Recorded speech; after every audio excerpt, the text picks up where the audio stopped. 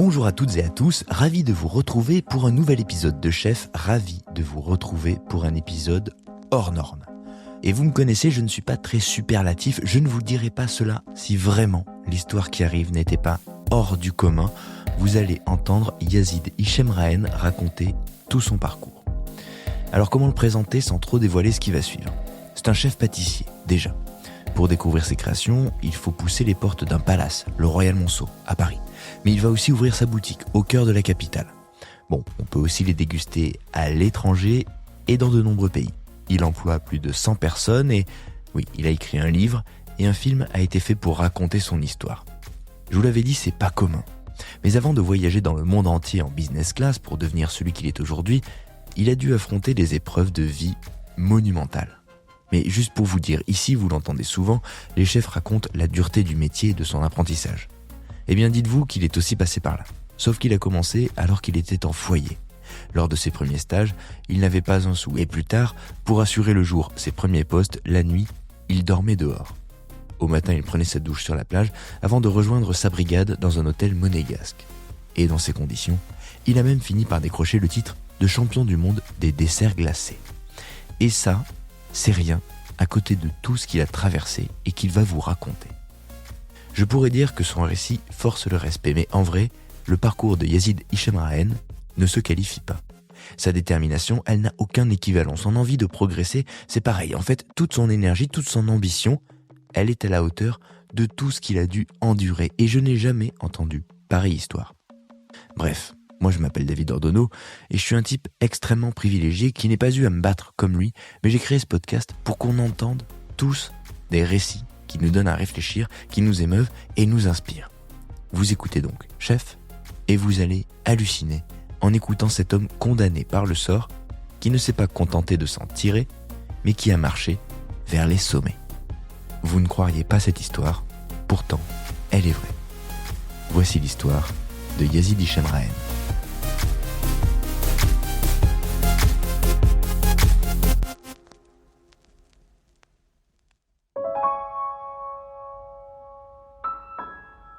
Je suis né dans la Marne, moi, à Épernay, dans la ville du Champagne. Vous connaissez? Uh-huh.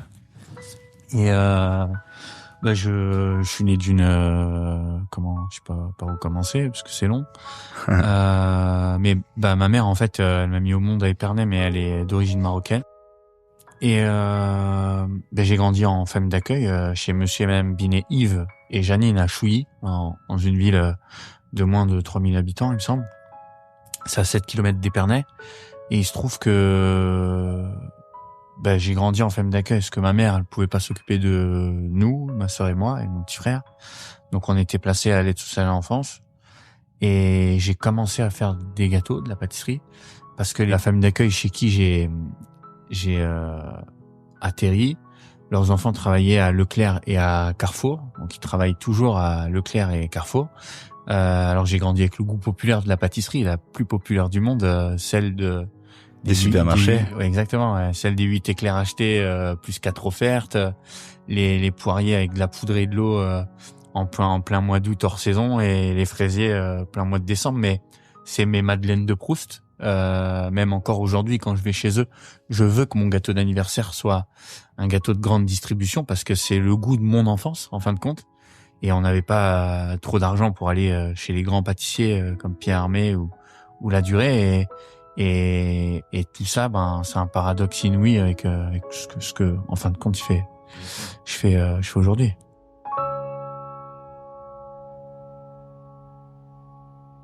Dany et Laurent, c'était ses enfants biologiques, à ma tête et mon tonton. Mmh. Et moi, c'était un métier pour eux, donc j'étais leur troisième enfant, mais ils étaient payés pour me garder et petit à petit, j'ai été inclus chez eux comme dans leur propre famille. Donc j'ai été bercé le mercredi après-midi avec les gâteaux yaourt de ma tati, et puis en fait, quand on grandit entre guillemets, je l'ai su que longtemps après, mais comme ce que j'ai grandi en foyer, en famille d'accueil, on a un manque de reconnaissance depuis le plus jeune âge, que normalement on a cette reconnaissance dans les yeux de nos parents. C'est eux qui nous applaudissent quand on a des bonnes notes à l'école ou qu'on nous dit simplement que c'est bien quand on fait des belles choses. Moi, j'ai jamais eu ce truc-là parce que j'avais pas de cadre familial et donc j'étais tout le temps en perpétuelle quête de reconnaissance. Et il se trouve que comme Laurent et Dany faisaient des gâteaux, je me suis toujours dit je ferais comme Laurent et Dany parce que je voyais Laurent et Dany prendre de la reconnaissance par rapport aux gâteaux qu'ils faisaient de ma tati et mon tonton. Ouais. Donc j'ai commencé ce métier non pas parce que j'étais passionné, encore moins parce que j'étais un génie là-dedans. J'ai commencé ce métier juste parce que c'était le chemin pour trouver deux personnes qui avaient de la reconnaissance par rapport aux fraisiers de chez Leclerc. Et moi je me suis dit je veux pareil. Moi aussi, je veux faire des fraisiers, quoi. Exactement. Vous êtes arrivé à quel âge dans cette famille? À l'âge de 2 ans. En fait, oui. Quand je suis né, j'ai passé 2 ans placé dans une pouponnière. C'est un foyer pour bébé.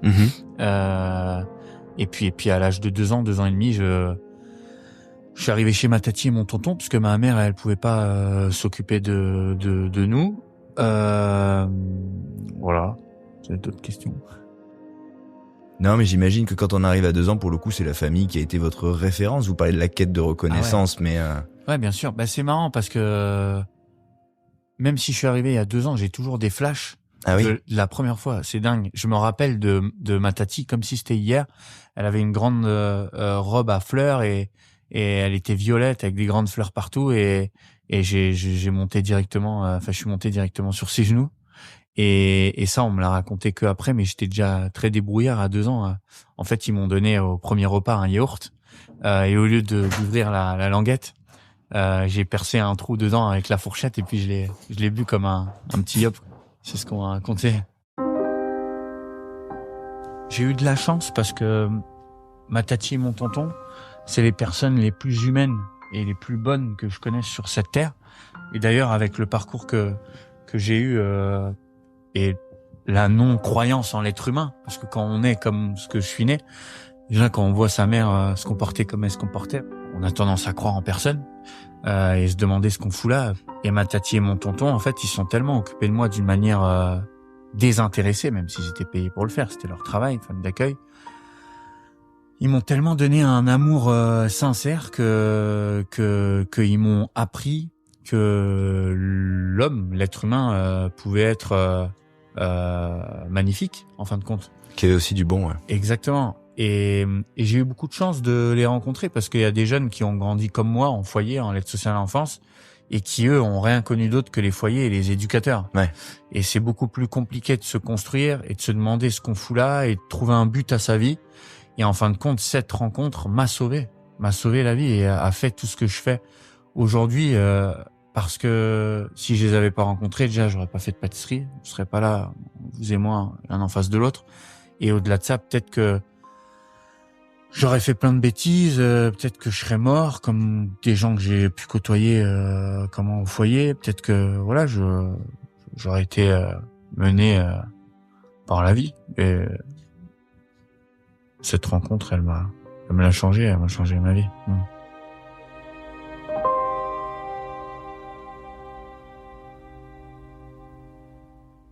Mon enfance, en fait, elle est assez paradoxale parce que du lundi, quand on est placé à l'aide sociale à l'enfance, du lundi au vendredi, j'étais chez ma tati et mon tonton, donc une magnifique éducation à la française, assez stricte, avec des codes en fait de tout ce que les enfants devraient apprendre.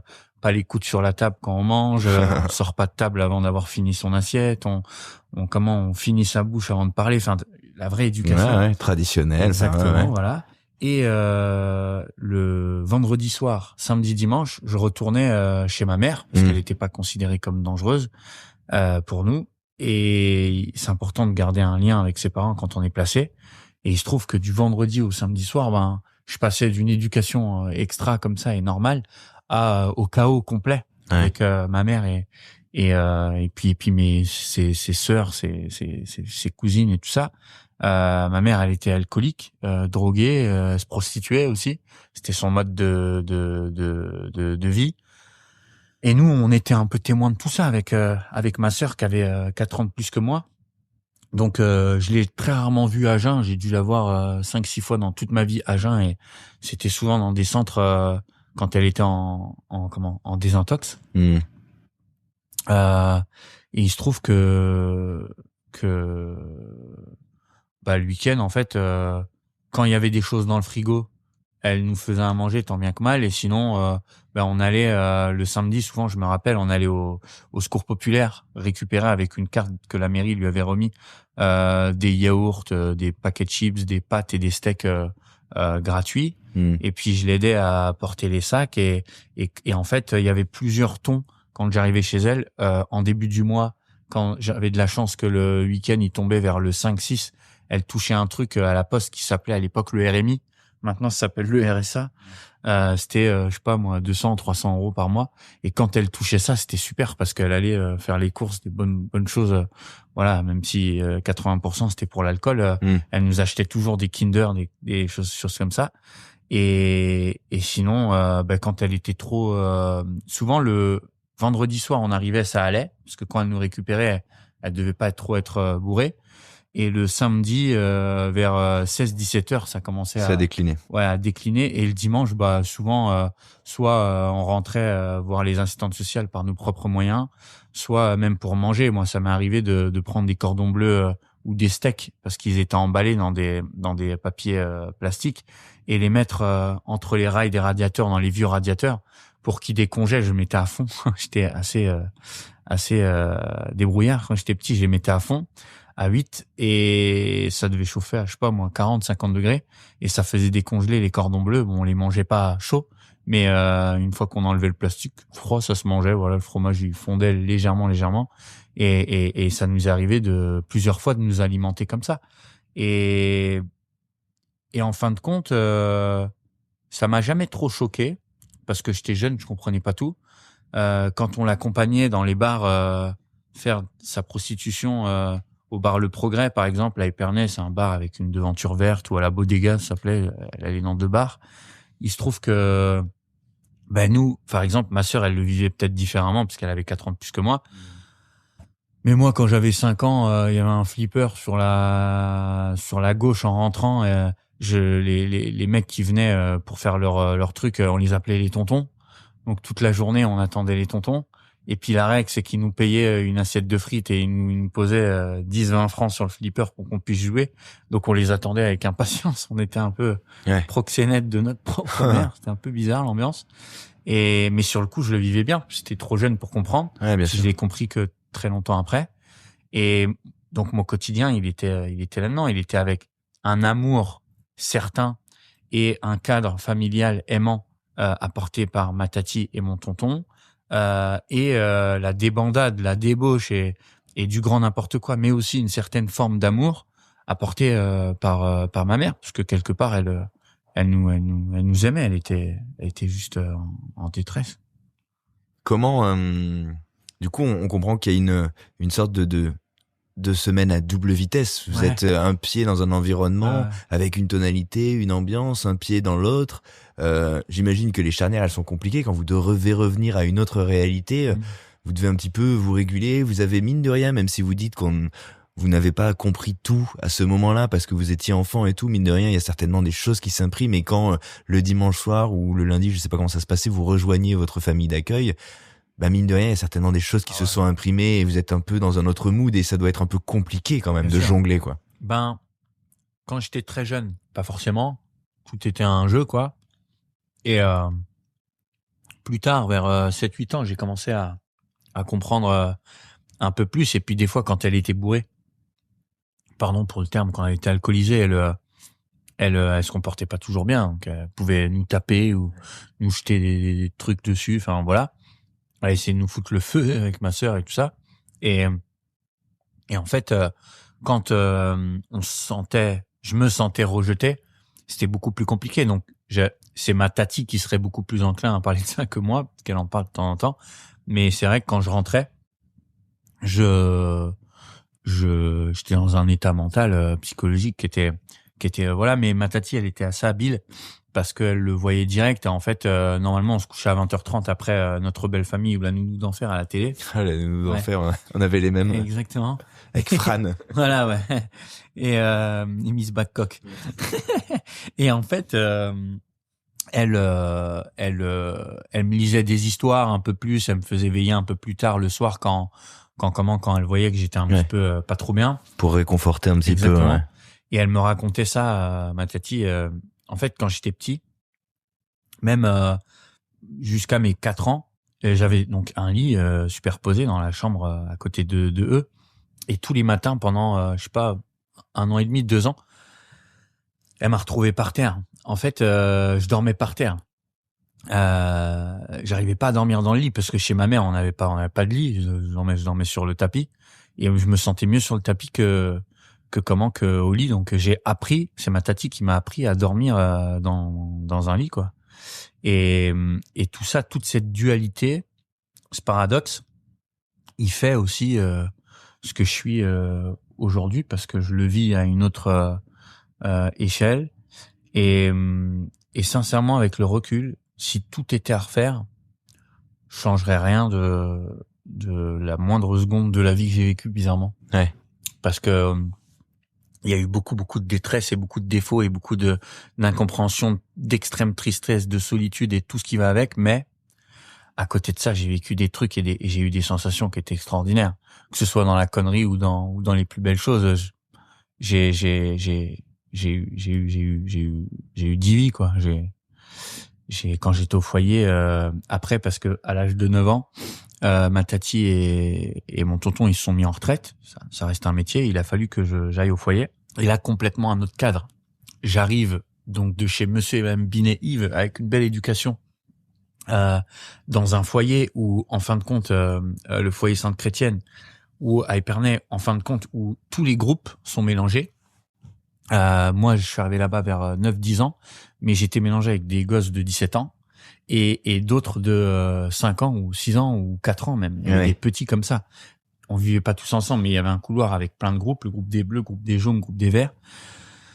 Et c'est là où j'ai vu la vraie réalité de la vie. Et c'est perturbant déjà parce que c'est un nouvel environnement. Ah ouais. Et c'est un nouvel environnement composé de plein de gens qui sont comme ça. On était entre cassos, hein, voilà, je parlais avec mes mots, mais c'était un peu ça. Et le truc, c'est que déjà, première intolérance de ma vie, ma mère peut pas s'occuper de moi. Après, donc, je mets un peu de temps à le comprendre et tout ça. Et puis, plus je grandis, plus je me dis, c'est pas normal. Quand je vais à l'école, moi, je suis marron, ma tati, elle est blanche. Pourquoi? Qu'est-ce qui se passe et tout? Et donc, je commence à vivre avec ça. Après, ils se mettent en retraite. Je perds ma deuxième famille. Horrible. J'arrive dans un foyer et en fait, je suis confronté à toute la misère humaine parce que tous les jeunes qui sont dans le foyer, ils ont tous une histoire similaire à la mienne ou pire. Il y a aussi bien des jeunes qui sont fait abuser par leurs parents, violés, ou d'autres qui se sont fait taper, ou les parents qui sont morts, ou le père qui est en prison. Il y a tout type de personnes. Et là, en fait, on se rend compte que soit on est un loup, soit on a un mouton, mais dans tous les cas, il y aura pas d'entre-deux parce que c'est la vraie dureté de la vie. Moi, j'ai le souvenir, et c'est la réalité à l'âge de, je sais pas, 10, 12, 13 ans, des fois, parce qu'il y avait un réfectoire où on partageait tous le petit déjeuner et les repas. Dans le même réfectoire, tous les groupes. Ça permettait de mélanger tout le monde, etc. Et des fois, on se réveillait, il y avait un long couloir avec une vitre, et on voyait, je sais pas, 4 camions de flics avec... mais à 9h du matin, on allait à l'école avec plein de gens dehors et tout. Et on voyait des jeunes avec qui on vivait depuis, je sais pas, 7, 8 mois, 1 an, partir menottes dans le dos. Et on disait aux éducs qu'il s'est passé quoi, machin, un truc et tout. Et on apprenait plus tard dans la journée que pendant la nuit, il avait été violé une petite fille de 5 ans dans le groupe des Verts ou je sais pas quoi. Alors que lui, il en avait 14 et ça arrivait 2-3 fois dans l'année. Des trucs comme ça. Et en fait, et ça, c'est que 1% de l'iceberg.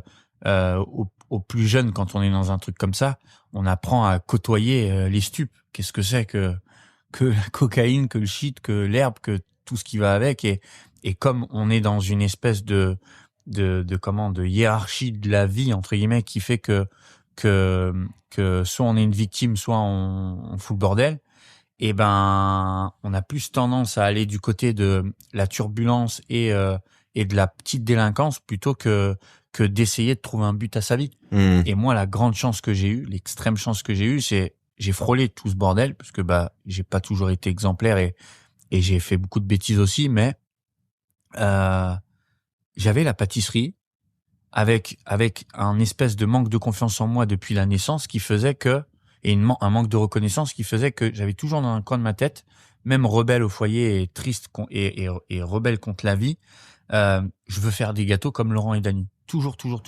Donc ça, ce souvenir familial finalement, c'est ces deux référents-là avec leur fraisier du mois de décembre et cette pâtisserie industrielle. Exactement. Pour vous, ça restait une lumière au bout. Ah ouais, c'était en fait, au-delà de ça, vous savez, ma tati et mon tonton, ils m'ont pas abandonné, ils étaient en retraite. Mais quand je suis arrivé au foyer, ils m'appelaient une fois par semaine ou deux. J'étais dans un cadre où c'était un bordel monstre et où je foutais bordel aussi. J'arrivais pas à travailler à l'école, je m'en sortais pas. Enfin, j'étais mauvais de partout. Et quand vous êtes là-dedans, les éducateurs, ils vous prédisent la prison ou la mort ou ce que vous voulez, mais jamais la grande réussite. En fait, quand vous vivez là-dedans, vous imaginez pas qu'un jour vous allez être chef pâtissier dans un palace avec des miroirs partout. Et en fait, c'est très dur d'entrevoir juste un peu de beauté dans la vie. Parce qu'on a tout perdu à la base et sans avoir rien demandé. Donc, c'est une injustice de base. Et en fait, quand ma tati et mon tonton, ils m'appelaient, je me rappelle que même si je faisais le cirque et ainsi de suite, etc., je leur disais toujours au téléphone, ah oui, là, j'attends d'avoir 14 ans, je vais attaquer un apprentissage, je vais faire comme Laurent, comme Dany. Et voilà, c'était ma lumière au bout du tunnel. J'étais pas passionné, je m'en foutais de la pâtisserie, je voulais juste faire comme eux et me dire que ma tati, elle avait un troisième pâtissier dans la famille. Et à 14 ans, fait beaucoup de bêtises, hein. Voilà, la violence, je fais beaucoup de bêtises. Je me retrouve devant le juge des enfants, monsieur Farcet, je sais plus trop comment il s'appelait, et qui me dit maintenant, en fait, t'as l'âge d'être placé en centre éducatif renforcé, donc prison pour mineurs. Mais le juge des enfants, il me suivait depuis pas la naissance, mais presque. Mmh. Soit tu trouves une formation, tu fais quelque chose, tu vas en ZEP ou dans une maison familiale rurale, voilà. Ou soit, on va te mettre en prison pour mineurs. Et puis à l'âge de 16 ans, tu pourras intégrer la maison d'arrêt au bâtiment des nouveaux arrivants et voilà, ce sera ça ta vie. Et en fait, moi, déjà j'ai eu peur de ça. On m'a fait visiter une prison pour mineurs et tout, j'ai eu peur. Parce que si déjà moi j'estimais être un peu un loup, les mecs qui avaient là-bas c'était encore pire que moi et j'avais très très peur de ça et parce que j'étais pas un délinquant, j'étais un bon petit jeune quand même qui était perdu mais j'étais pas un délinquant et en fin de compte parce qu'il m'a discipliné, j'ai commencé un pré-apprentissage voilà après le pré-apprentissage j'ai commencé un apprentissage et le matin au foyer, je me levais à 3h30 du matin. Je me rappelle, les éducateurs, ils faisaient des paris sur moi. Ils disaient que ça allait durer un mois ou truc parce que j'étais un branleur. Moi, pour eux, là-bas, faisais n'importe quoi. Et tout le monde avait fait des paris comme quoi j'allais pas continuer parce que mon patron était très dur et il me faisait, monsieur Viltard, un boulanger de l'époque, il me faisait lever à 3h30, à 4h du matin, je devais arriver à la boulangerie. J'avais un vélo au foyer pour faire à peu près 5-6 kilomètres et arriver à la boulangerie à 4h, mais on m'avait piqué une pédale, enfin on m'avait dévissé une pédale et tout. Je pouvais même pas pédaler, je m'en servais comme trottinette du vélo. Je faisais ça tous les matins. Et quand j'étais en retard, je me faisais démonter. Le patron, il en avait rien à faire d'où je venais. Il me disait tes problèmes, tu les laisses en dehors. Et en fait, ça m'a énormément appris. Quand j'arrivais, alors que il était 4h du matin, je touchais pas un gâteau. Je remontais les sacs de farine, je grattais les plaques à pâté, je faisais la vaisselle. J'étais au plus bas de l'échelle, donc je faisais toute la merde qu'il y avait à faire et j'ai appris ma première leçon, savoir donner pour recevoir et ça a été la leçon la plus importante de ma vie parce que malgré ça, en fait, au bout de 6-7 mois, je vais voir le patron, je lui dis mais attendez, je viens du foyer tous les matins, je me lève à 4h du mat, 3h30 du matin pour venir porter les sacs de farine, faire la vaisselle. J'ai pas envie de faire un CAP femme de ménage et je lui montrais des mecs sur internet en lui disant regardez, moi je vais être comme lui, je vais être meilleur vrai de France, je vais être champion du monde et tout ça, là vous me faites faire la vaisselle et tout ça, je vais me barrer d'ici. je parlais un peu mal, un peu virulent. Et je me rappellerai toujours de cette phrase. C'était un petit monsieur charnu, enfin un peu trapu. Il était en train de lamer ses baguettes comme ça à 5h du mat. Et il me disait, mais si t'es pas content, tu te casses de là, en fait. Moi, je t'ai pris parce que la juge, elle t'a mis un contrôle judiciaire, mais libre à toi de partir. Et puis quand tu seras en prison avec tes petits copains, bah, tu oublieras pas que ici, tu faisais le ménage, t'étais toujours mieux que là-bas. Et tu sais, je vais te dire un truc. T'as la même liste de travail depuis 7 mois. C'est toi qui es un con. Mais attends, il me parle comment? On va me battre avec lui. Et j'étais jeune, hein, j'avais 14-15 ans. Il me dit, c'est toi qui es un con parce que la liste de travail, moi, je l'ai vu. Mes apprentis, ils mettent 4 heures à tout faire. Une journée de travail, c'est 8 heures. Mais toi, tous les jours, tu finis à midi. Et midi, c'est l'heure de rentrer. Donc, tu fais que du nettoyage. Si à partir de demain, au lieu de traîner les pattes, tu te bouges le cul, peut-être que tu feras les éclairs avec Ghislain qui était en train de faire, voilà. Et en fait, il m'a donné une leçon que j'ai compris sur le moment. Et le lendemain, au lieu d'arriver à 4h du matin, je suis arrivé à 2h. Les sacs de farine, ils étaient déjà là. J'ai tout monté en haut. J'ai fait la vaisselle rapidement, les plaques à pâté, au lieu de les faire comme ça, j'ai accéléré. Et j'ai fini mon travail à 5h30, 6h du matin. Et pour la première fois, au bout de 7 mois et demi, il m'a fait glacer des religieuses.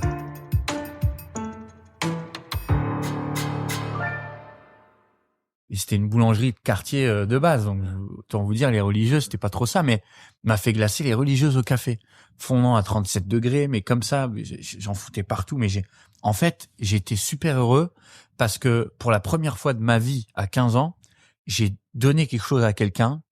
Et c'est pas qu'il m'a récompensé, mais c'est que par rapport à ce que j'ai donné, j'ai réussi à créer quelque chose avec mes 10 doigts.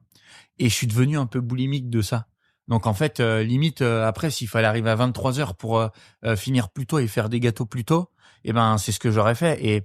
Et je me suis passionné de tout ça. Et puis petit à petit, l'après-midi, au lieu de rentrer au foyer, foutre le bordel ou faire des siestes avec les autres, je voulais m'entraîner à écrire joyeux anniversaire avec du chocolat sur le marbre. Pour pas abîmer le chocolat, le mettre à la poubelle, je prenais du dentifrice et j'apprenais à écrire. Et comme j'étais 100 fois plus motivé que tout le monde, mais au-delà de la motivation, j'avais juste rien d'autre à faire dans ma vie que de rester pour m'entraîner à faire ce que je maîtrisais pas au travail. Tous les patrons chez qui j'ai été, quelque part, ça les a touchés. Parce que quand vous arrivez chez un patron qui a une quarantaine, une cinquantaine d'années, qui voit un gosse de 16-17 ans, qui au lieu de rentrer chez lui après ses heures de travail, reste et s'entraîne à faire des tartes, des machins, des trucs et tout, il a envie de donner beaucoup plus. Et pareil, moi, je détestais être en vacances en apprentissage. J'avais 5 semaines de vacances. Je détestais être en vacances parce que j'avais rien à faire. En fait, à chaque fois que je me suis arrêté dans ma vie, ça me faisait penser à mon quotidien qui était un peu de la merde. Donc ce que je faisais, c'est que je prenais les pages jaunes à l'époque, un livre des numéros, et je regardais sur Internet. On avait une salle d'ordinateur qu'on avait le droit à une demi-heure tous les soirs avant d'aller se coucher au foyer. Je tapais les meilleures pâtisseries de France et tout ça, et je contactais tous les pâtissiers, Mère Tradition à Lille, Le Nôtre. Enfin, je regardais tout partout en France. Et en fait, je leur disais bonjour, voilà, j'avais 16 ans, 17 ans. J'étais en apprentissage, j'ai 16 ans, j'ai 3 semaines de vacances au mois de février prochain. Je suis très fan de ce que vous faites. Est-ce que je pourrais venir faire un stage avec une convention de stage, machin, etc. Et c'est gratuit. Bon, les entreprises, elles me prenaient. Mais quand vous arrivez chez Mère Tradition, que vous avez 16 ans et demi, et que ils savent que vous êtes là gratuitement et que ils se disent mais en fait il est fou, lui, il a des vacances, tout le monde part en vacances et lui il vient apprendre. Donc j'ai appris beaucoup plus de choses comme ça, des techniques, etc. Et puis par rapport encore une fois à tout ce manque de reconnaissance et cette boulimie d'apprendre et de vouloir tourner la page avec mon difficile passé, j'ai choisi des entreprises d'excellence. Après mon CAP, j'ai contacté Pascal Café, qui est meilleur ouvrier de France, champion du monde, pâtissier. Vous devriez vraiment l'interviewer, lui, d'ailleurs, parce que c'est une encyclopédie. C'est un des plus grands pâtissiers du monde, un des plus titrés aussi. Et à l'époque, donc j'avais tapé son nom sur Internet, donc à la salle ordinateur du foyer. Et en tapant, je savais pas qui c'était, mais j'ai tapé meilleur pâtissier du monde, il est sorti. Et là, j'ai imprimé sa photo. Il n'y avait pas de cartouche d'encre, vous voyez. J'ai imprimé sa photo en noir et blanc et je l'ai accroché au-dessus de mon lit dans ma chambre. Et c'était mon Johnny Hallyday à moi, quoi. J'étais fan de lui, de rêver de lui ressembler. Il avait peut-être 5 ou 8 pâtisseries dans le monde. Je me suis dit, un jour, je serai comme lui. Et un jour, j'ai pris mon téléphone, je l'ai appelé. Il m'a refusé, quoi. Il voulait pas me prendre en stage et tout ça. Et comme j'étais un petit con, que j'admettais pas qu'on me dise non. Un jour, j'ai fait une sortie non autorisée de mon foyer, donc j'ai fait une fugue. C'est cette fugue qui m'a sauvé la vie. J'avais 17 ans, j'avais pas tout à fait mon CAP et je suis allé à Troyes en fraudant le train, donc j'ai pas payé mon billet de train, j'avais pas d'argent. Mais à l'époque, c'était facile, il suffisait de changer de wagon, c'était très facile. Et je suis allé à la boutique des écrevols où il y avait la femme de Pascal Café à l'époque et elle a vu un petit clochard arriver, affaire pas très présentable, chaussures trouées, machin, truc et tout. J'ai dit, écoutez, je parlais pas très bien à l'époque, je présentais pas très bien. J'ai dit, écoutez, je suis au foyer, moi, à Épernay, là, je fais mon CAP. Je pense que, non, j'ai dit, je vais la voir. J'ai pas dit, je pense, je vais la voir, en septembre prochain. Mon rêve, c'est de rencontrer votre mari, j'aimerais beaucoup. Moi, je suis fan, hein, je suis très, très fan et tout ça. Et j'avais, 18 € d'argent de poche qui me restait voilà, et j'ai acheté une boîte de chocolat à 18,90. J'avais pas assez pour la boîte de chocolat. Donc elle m'a offert les fameux 90 centimes. Elle m'a pris mes derniers 18 €. Donc je suis reparti en train en fraudant.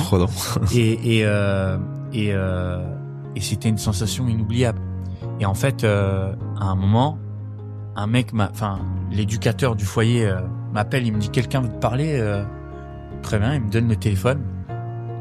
Et là, c'est Pascal Café qui me parle au téléphone. Et je sais pas si vous vous rendez compte, mais j'avais 17 ans. Il était accroché en poster dans ma chambre. C'est un truc de fou. Et il me parle, il dit c'est toi le casse-couille?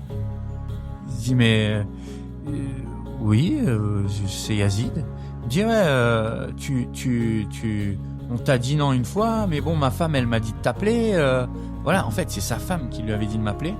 Et il me dit, tu fais quoi, je sais pas, mercredi ou samedi, est-ce que tu veux venir me rencontrer, visiter mon labo? Truc de ouf. Et en plus, il y avait les éducateurs autour qui disaient que moi, j'étais un bon à rien. Donc, je mets le haut-parleur et tout, je dis, vous pouvez répéter ce que vous avez dit et tout?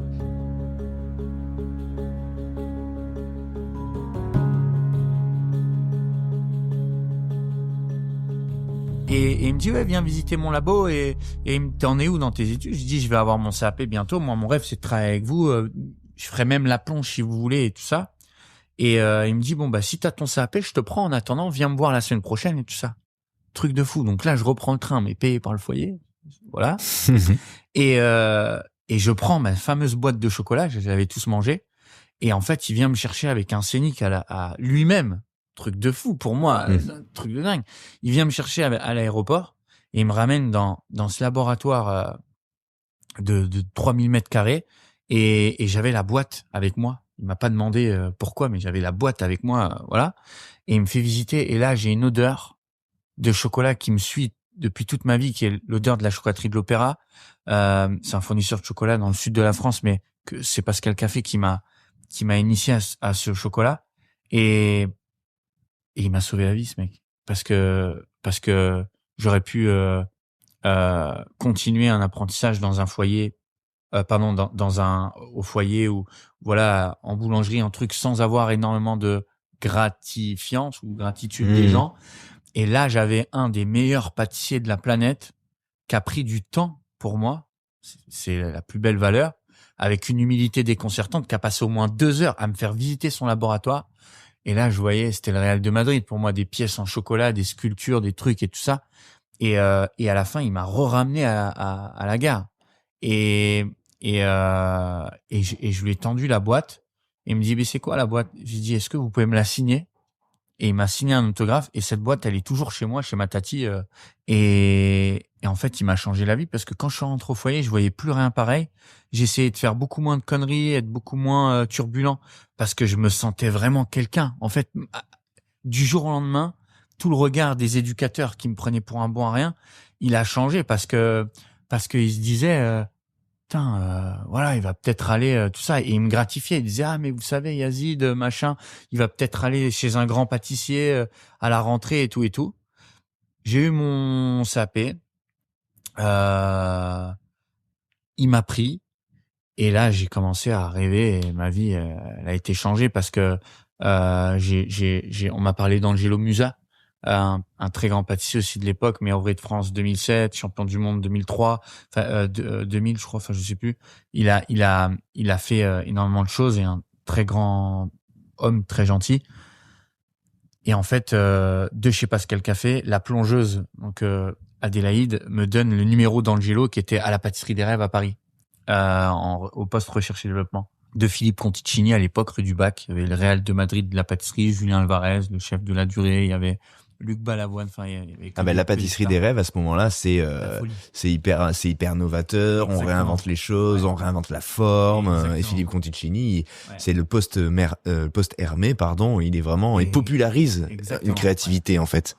Donc moi, je ne connais absolument pas la pâtisserie des rêves. Je suis un petit mec de province qui sort du foyer. Je suis chez Pascal Café. Et j'apprends un peu le travail, la rigueur et tout ça. Et Adélaïde me donne ce numéro. Et pour moi, Paris, je le voyais à la télé. J'avais jamais vu la Tour Eiffel de ma vie. Je le voyais à la télé. Et le rêve, la Champions League, elle était à Paris. Sauf que 18 ans et demi, pas d'argent. J'appelle Angelo Musa qui me donne ma chance, qui me dit il me dit un vendredi soir, soit au laboratoire à Saint-Ouen. Je savais même pas ce que c'était Saint-Ouen, à Paris. Ok, très bien et tout. Il me parle au téléphone. J'ai un vieux Alcatel qui se coulissait et je suis monté à Paris. En fait, il m'a envoyé l'adresse, ainsi de suite et tout ça pour la première fois de ma vie pour aller travailler et j'ai fraudé le train pendant un an et demi même. D'ailleurs, j'ai essayé de payer mes amendes un jour, là, mais la SSF, ils m'ont mis une prescription parce qu'à 5 ans après, c'est bon à savoir, note pour les auditeurs. Exactement. Il faut tenir 5 ans. Ouais. Et en fait, tous les jours, je me levais à 4h30. Je prenais le train de 5h07 à 3. J'arrivais à 7h08 à Paris. Je prenais la ligne 4, 7 et 13, enfin Carrefour Pleyel. Pour aller à Saint-Ouen, je marchais. Enfin voilà, j'arrivais 2 heures après au laboratoire.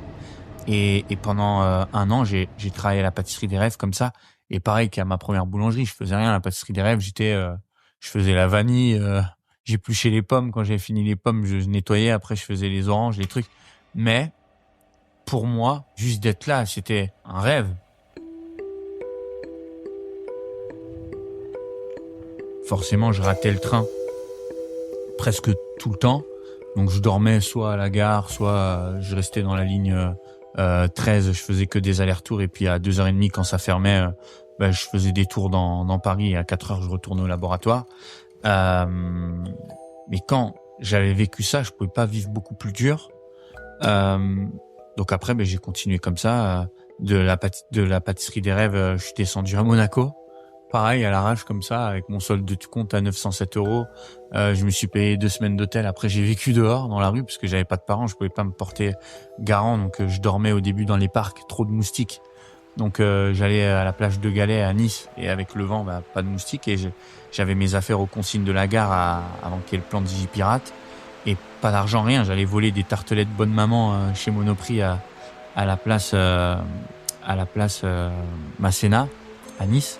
Et le matin, je me réveillais, je me faisais réveiller par le jet d'eau du bateau de la plage. Et je prenais des douches froides avec un Tahiti menthe que j'avais volé aussi là-bas au Monoprix.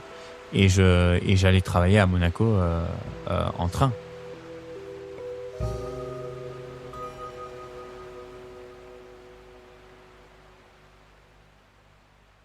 En fait, j'ai tout fait pour réaliser mes rêves et et c'est pour ça que j'ai dit que je changerais jamais aucune seconde de ma vie. C'est que j'ai vécu des trucs de fou quand j'étais au foyer, des injustices, tout ce que vous voulez. Ma mère, elle a tué mon petit frère. Ma sœur, elle a fait plusieurs tentatives de suicide. Ma mère, elle est morte dans des conditions, voilà. Et en fait, quand vous arrivez à un tel niveau de bassesse de la vie, de trucs, etc., vous avez l'impression que plus rien peut vous arriver. Si vous n'avez pas un cancer fulgurant ou une tumeur, en fait, dormir dehors ou dans un train, ou rien à foutre, plus aucune limite. Puis après, quand il a fallu rentrer dans des cuisines avec les chefs, il a fallu que je m'éduque parce que c'était l'armée et qu'à l'époque, quand je travaillais à Monaco, mon rêve, c'était de travailler chez Joël Robuchon. Pourquoi? Parce que quand j'étais chez ma tati aussi, c'est elle qui a fait toute ma vie, hein. Ma tati, c'est que le midi, quand on rentrait de l'école, elle nous faisait les petites salades, des trucs et tout ça. Et entre midi et 12h30, il y avait toujours Robuchon à la maison. Bon appétit, bien sûr. Bien sûr, avec Éric Bouchenoir.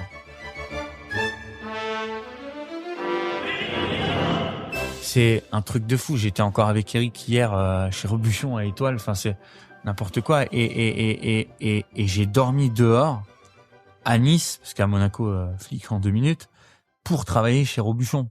Et Robuchon de l'époque, bon, c'était pas 2025 et le management avec d'aujourd'hui. On se faisait jeter des casseroles sur la tête et on se faisait insulter à tous les services. Mais on a beaucoup appris et ça m'a appris la rigueur, la recherche de l'excellence, etc. Et après Robuchon, j'ai pris ma première place de chef pâtissier avec Thierry Marx à Pauillac, au restaurant Cordée en Bage, quand Thierry Marx partait au Mandarin. Et j'étais le plus jeune chef pâtissier de France à 19 ans.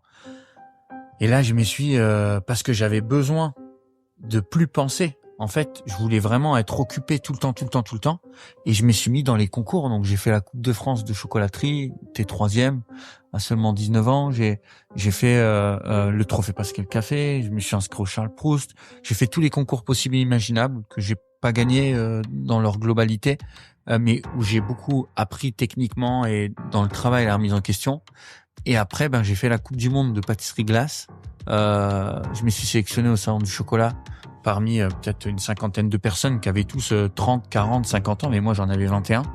Il y avait des mecs qui en avaient 40. Et j'ai gagné à 21 ans pour représenter la France à la Coupe du Monde.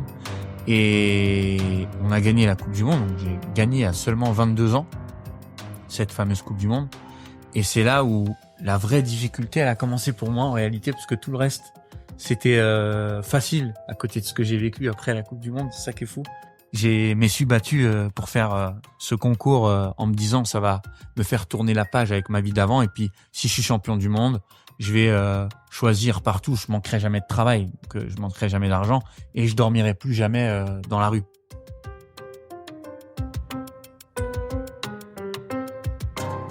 Et sauf que comme dans Spider-Man, ce qu'il dit là, le papy à son fils, donc Spider-Man, il lui dit un grand pouvoir implique de grandes responsabilités. Et moi, je fais les sélections à la Coupe du Monde à 21 ans, je suis champion du monde à 22 ans. Techniquement, j'ai réussi à faire ce concours qui est 3 fois trop gros pour moi, mais humainement et managérialement et même émotionnellement, je suis pas du tout prêt à être chef pâtissier dans un gros établissement et il me manque encore énormément de technique, etc. Donc j'ai l'obtention d'un titre et en même temps, il faut que je continue de me mettre à niveau pour être à la hauteur de ce titre. Et c'est très dur parce que je m'aperçois qu'on n'est jamais vraiment arrivé en fait. Et dans un métier où quand même bon, tout est difficile, les chefs ils sont quand même, il y a un niveau de compétition, on nous voit tous au CIRA, bras dessus, bras dessous, des photos Instagram avec my friend et ainsi de suite. Et en réalité, bon, il y a pas grand monde qui s'aime pour de vrai maintenant.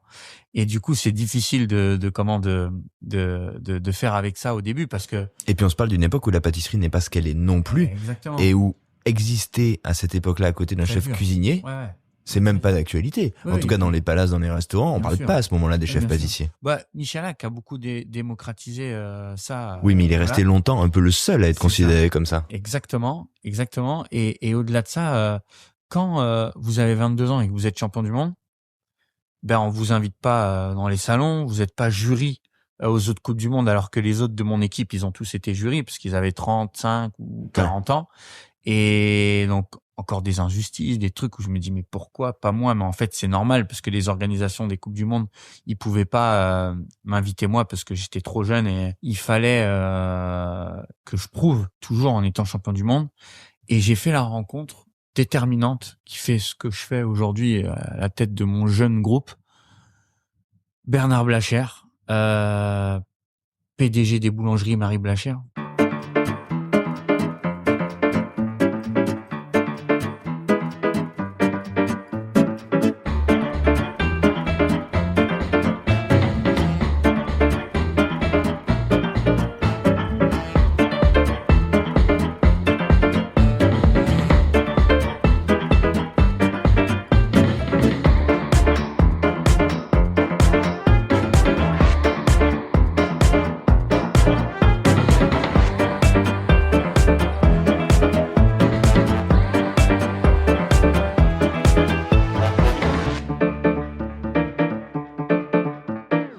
C'est un monsieur qui fait pas loin d'1 milliard de chiffre d'affaires en valorisation, etc.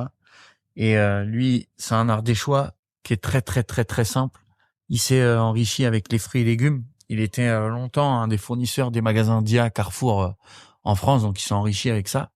Petite fortune, mais il s'est enrichi et après il a monté le groupe Marie Blacher, donc il a monté 580 boulangeries en l'espace de 12 ans, une expansion plus grosse que le McDonald's. Tout en propre, 0 franchise, fonds d'investissement de 32 millions par an sur l'investissement à l'année. Ça, c'est très fort de le préciser parce que ouvrir avec des investisseurs, c'est facile. Licence de marque, c'est facile, mais lui, bon, il a fait les choses à la force de ses bras. Et ce monsieur, je le rencontre au 83 Vernet à Avignon, où je faisais des extras au bar pour arrondir mes fins de mois et tout. Et en fait, il m'aide donc à préparer la Coupe du Monde un peu comme un mécène. Voilà, il me met dans un laboratoire, il m'achète un peu de matériel et tout ça. Et Bernard Blacher, quand je gagne la Coupe du Monde, c'est la première personne que j'appelle. Et je suis conscient que j'ai des offres à droite à gauche, mais que je suis pas prêt. Et lui, il me donne rendez-vous au restaurant avec un magret de canard et une polenta crémeuse, je me rappelle toujours. Enfin, très attention aux détails, moi, dans ma vie, mais... Et il me dit, tu sais, Kiki, il me parlait comme ça. Là, c'est bien. On va te proposer des postes, etc. Mais le plus difficile, c'est pas d'arriver premier. C'est de durer. C'est de rester premier. Comment tu vas faire pour ça? Hein, Kiki? Il me disait comme ça. Et, je disais un parcours classique. Je disais, je sais pas, à Paris, je vais essayer d'être chef pâtissier dans un palace, ces trucs. Et lui, c'est un entrepreneur. Et en plus, qui est dur, qui est ardéchois et qui a vendu des fruits et légumes dans des marchés, des trucs, il est commencé de zéro. Il me dit, mais tu vas aller vraiment faire des desserts à la pince à épiler dans les palaces, mais tu vas être salarié, mais tu vas pas gagner ta vie et tu peux mieux faire que ça. Et faut que tu fasses de l'entrepreneuriat et tout ça. Je dis, mais c'est quoi l'entrepreneuriat? Je savais même pas ce que c'était qu'une société. Je savais rien. Moi-même, une carte vitale, j'étais pas capable de la faire. J'étais tout juste en train d'apprendre à laver mon linge moi-même. Et parce qu'au foyer, on les mettait à la lingerie et on avait des lingères qui nettoyaient notre linge. Et en fait, il me dit, bon, moi, j'ai un plan. C'était un plan d'entrepreneur, ce qui n'est pas complètement bête non plus, ce monsieur, sinon il n'aurait pas fait tout ça. Il me dit, mon rêve, là, j'ai 400 magasins, machin, à l'époque, il y en avait 400. Je faisais déjà 500, 600 millions de chiffre d'affaires. Pas mal. Il me dit, mon rêve, moi, c'était de faire des glaces. Parce que mon père, il aimait les glaces et moi, j'adore les glaces. J'en mange 1 litre à la maison et tout. Est-ce que ça te dit qu'on fasse un glacier ensemble? Je dis, ouais, super et tout. En plus, moi, j'étais bon dans la glace et tout ça. Très bien. Il envoie 500 000. On fait un laboratoire extraordinaire en 1 an. On va ensemble, avec un mec qui pèse 500 millions. Je suis un clochard, mais on va ensemble en Italie, à truc. C'est un curieux goûter les meilleures glaces, la pistache, enseigner des trucs et tout et tout. Et là, on monte une boutique. Mais comme il voit tout versus énorme, en 1 an, il en fait 12, quoi. Donc, je me retrouve avec un laboratoire à produire 40 000 litres de glace et machin et tout ça, tout le cirque. Et combien de personnes dans ce laboratoire? On était une vingtaine. Et c'est vous qui gériez ce petit... exactement. Donc vous vous retrouvez à gérer une équipe et à avoir quelque part la responsabilité de la vision du produit, de ce qu'on peut en attendre. Exactement. Et au-delà de ça, avec lui, j'ai appris toute la gestion, monter une entreprise parce que j'ai été associé avec lui pour ce truc-là. Même c'était pas un très bon deal à l'époque, c'est normal, mais ce qui m'a mis le pied à l'étrier, mais j'étais associé. Et c'est tout bête, mais il m'a sauvé avec une phrase dans mon métier. Et quand je dis il m'a sauvé, vous allez comprendre pourquoi.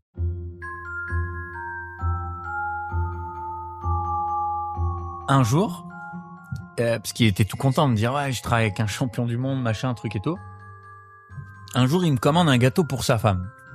Et il me dit fais-moi un très beau gâteau et tout. Je lui fais un gâteau en bande et je lui mets des fleurs dessus, des pousses, des machins, des bidules et tout.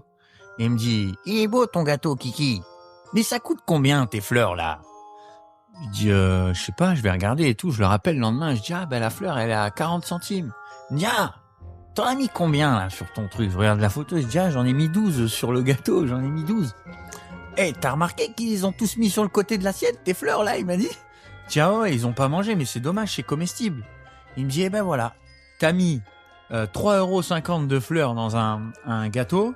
Dans ton crémeux, là, t'as fait, c'est quoi ta recette? J'ai mis du confit de citron, un zeste de pamplemousse, du main de Bouddha, du machin. J'avais tout mis, qui montait le prix de revient matière première de la crème.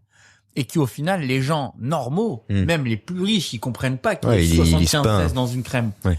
Ça me complique la vie à moi, ça monte le chiffre cost, ça baisse les marges. Et en fait, il m'a donné des leçons par rapport à ça.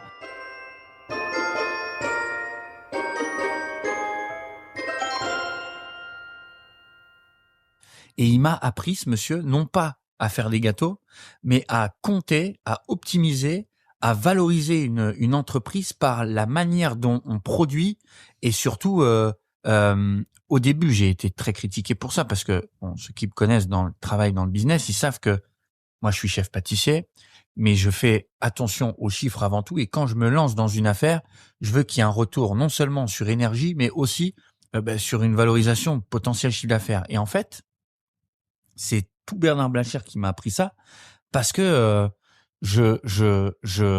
un jour, il m'a dit, c'est pas une histoire de gagner sa vie à tout prix. C'est que quand t'es patron, et il me l'a dit au glace ça, t'es responsable, mais t'es pas responsable juste de ta boutique et de ton salaire. T'es responsable des employés que t'embauches.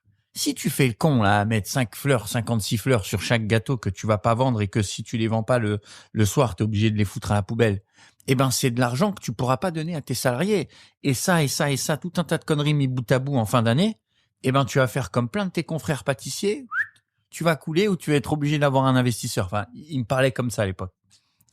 Et il m'a appris beaucoup sur l'entrepreneuriat, etc. Et en fait, donc on monte 12 boutiques de glace.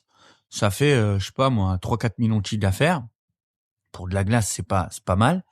Et derrière, mon rêve, c'était de monter une pâtisserie à la hauteur du titre que j'avais eu, et ainsi de suite et tout. Il investit presque 1,5 million dans la pâtisserie Vernet, à Avignon, au 84 rue Vernet. On fait un truc de malade avec donc une pâtisserie de 600 mètres, 500 mètres carrés, avec un labo apparent. Mais je suis à Avignon.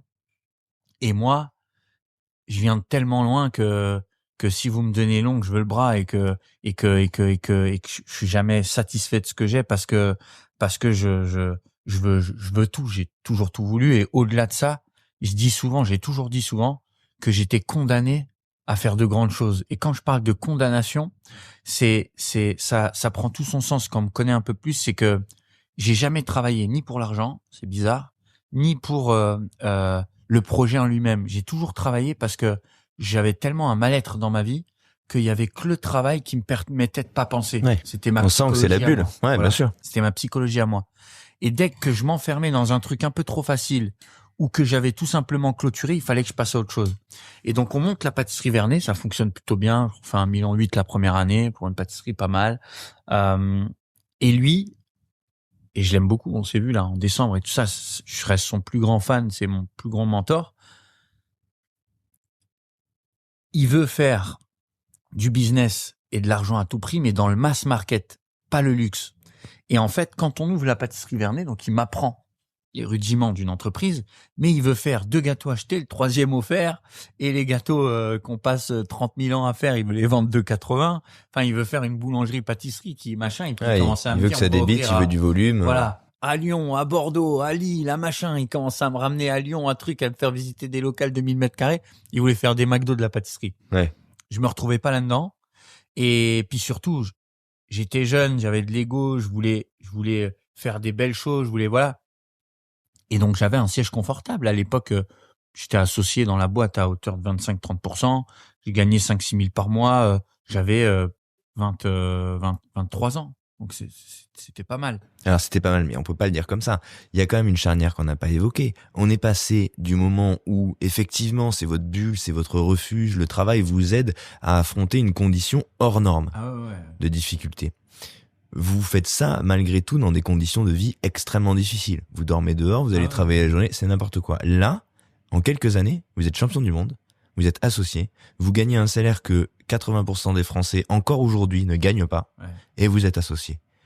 Comment vous l'avez... Il pèse 500 millions. Ouais, enfin. Les 100 plus grosses fortunes de France, en fait. Pour l'instant, le champion dans l'histoire, c'est pas lui.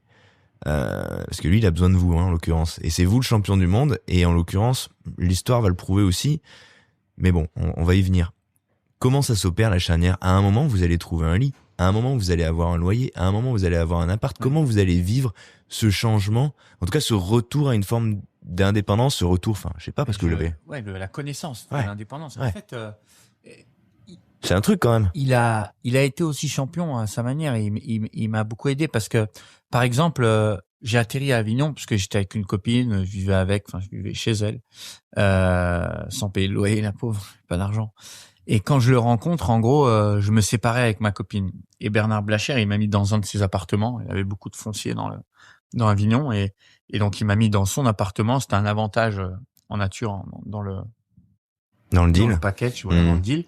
Et donc j'ai tout appris sur le tas, sur le coup à voilà. Mais j'étais passionné de ce que je faisais, mais en même temps, sincèrement, quand on a vécu la manière dont j'ai vécu, alors on peut s'embourgeoiser, on peut profiter des belles choses et aimer les belles choses. Je les aime d'ailleurs, et je m'en nourris. C'est ma source inspirationnelle de toute l'année pour mes créations. Mais on peut tout perdre du jour au lendemain sur une fraction de seconde. C'est pas que ça m'est égal, je souffre comme tout le monde, j'ai un cœur, mais je m'en fous en fait. J'ai pas peur de grand chose là-dedans. Donc en fin de compte, j'avais cette qualité de vie et j'ai décidé avec Bernard Blacher de tout arrêter parce que justement le chemin qu'on empruntait avec les pâtisseries, avec la pâtisserie Vernet et les glaces, c'était un truc qui me valorisait pas assez. Moi, tout ce que j'ai fait dans ma vie, je l'ai fait en constante quête de reconnaissance. Et là, c'était pas assez valorisant. Il y avait un problème parce que j'avais gagné la Coupe du monde. Et à l'époque, moi, je voyais les champions du monde, Pascal Café, machin truc et tout ça. C'était des gens, c'était quelqu'un. Et moi, champion du monde, je travaillais avec un semi-industriel de la boulangerie. J'avais monté une pâtisserie qui était belle, mais bon, on faisait 2 + 3 gratuits, machin, truc bidule et tout. Et je faisais des glaces à 1 € et à 2 € et c'est bien, je gagnais ma vie, c'était cool, c'était un bon siège confortable, mais c'était pas. Il y avait champion du monde et à côté de ça, je faisais pas le tour du monde, quoi. J'étais personne. Et j'avais besoin d'aller à Paris, de trucs et tout. Et tout le monde autour de moi, et j'ai des témoins, j'ai des amis qui sont encore là à Paris et tout ça, c'est incroyable ce que je vais raconter là. Mais tous les gens autour de moi m'ont dit, mais attends, tu peux pas quitter Bernard Blacher. T'es complètement fou. 500 millions d'euros, tu sais ce que c'est. Le mec, il t'aime comme son fils et il t'a fait ça. Mais attends, il a mis 500 000 dans un laboratoire. Il a mis 1,8 million dans la pâtisserie. Mais t'es fou, avec un mec comme ça, si tu le suis. Tu peux écrire toute ta vie. Dans 10 ans. T'es tranquille. Tu vas avoir 50 pâtisseries en France et tout ça et tout ça. C'est l'être humain lambda qui me disait ça. Ils avaient tous raison. Sauf que ça me plaisait pas. Donc, j'ai tout arrêté. J'ai démissionné, donc pas de chômage. Je savais même pas à l'époque, moi, que quand on démissionnait, on n'avait pas de chômage. Et j'avais une chérie de l'époque, qui s'appelait Caroline, qui m'a prêté 3 000 € de son livret A pour me payer des billets de train de Troyes à Paris. C'était plus possible de frauder parce que contrôleur à l'entrée des gares. C'était un peu plus tard dans ma vie. Et un jour, je tape sur Internet, et ça, c'est la réalité. Hein. Je suis sur la pâtisserie Vernet. J'ai un MacBook Pro avec un petit jeune qui s'appelle Ayoub. Je tape sur Internet, homme le plus riche du monde, de France, pardon. Qui on m'affiche? Bernard Arnault, LVMH.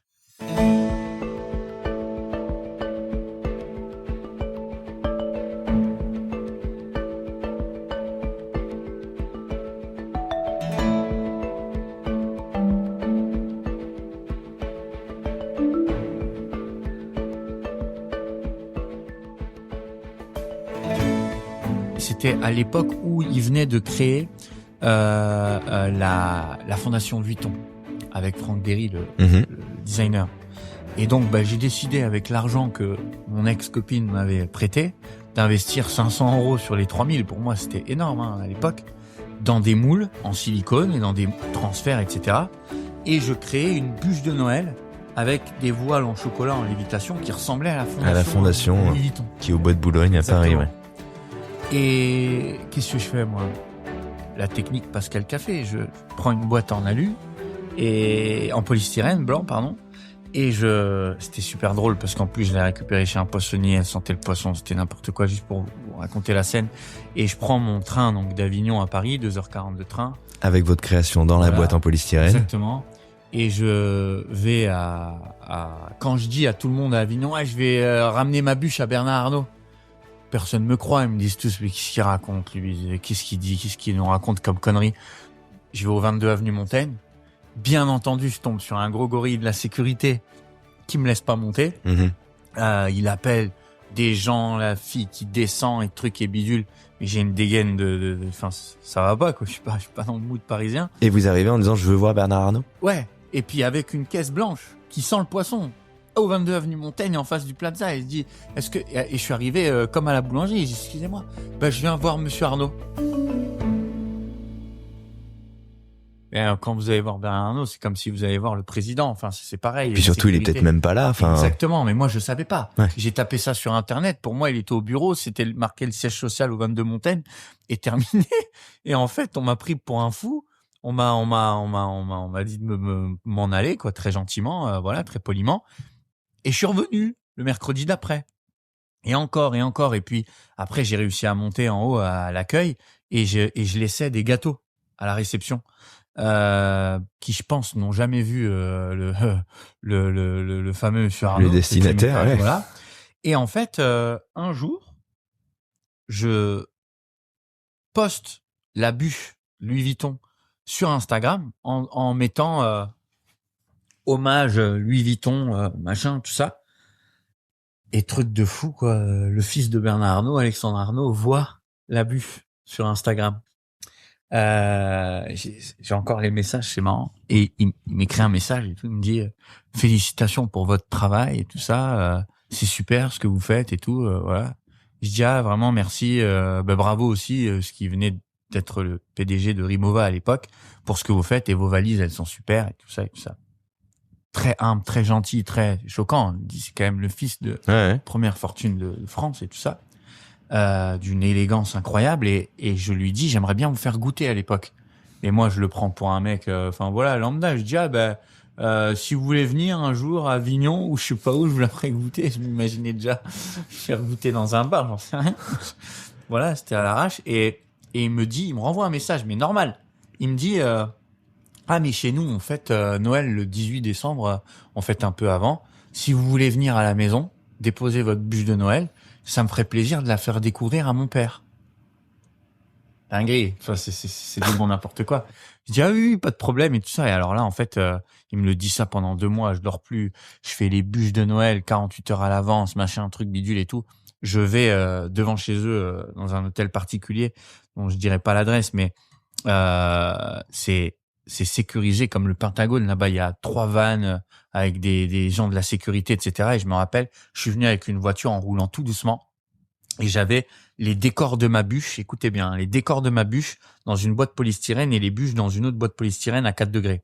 J'avais une poche de chocolat que j'avais laissée sur le siège de la voiture que Bernard Blachard m'avait prêté. Il y avait un siège chauffant. J'avais laissé la poche de chocolat sur le siège chauffant pour qu'il fonde que ça fiche pas, ouais. Exactement. Et en fait, je commence à arriver, j'étais avec un petit jeune de mon équipe, Léo, devant chez Monsieur Arnaud, à 20h, 20h30, mais devant son hôtel particulier avec toute la sécurité. Et là, il me voit arriver, il se dit c'est un voisin ou un truc. J'ouvre le coffre, je sors un couteau comme ça avec un chalumeau. Donc là, tout le monde commence à arriver. Et moi, le couteau et le chalumeau, c'était juste pour découper les petits pylônes qui... J'ai monté la bûche, les 2 bûches dans mon coffre pour éviter de venir avec et que les Bien voiles sûr, se et cachent, que tout se casse. Ouais.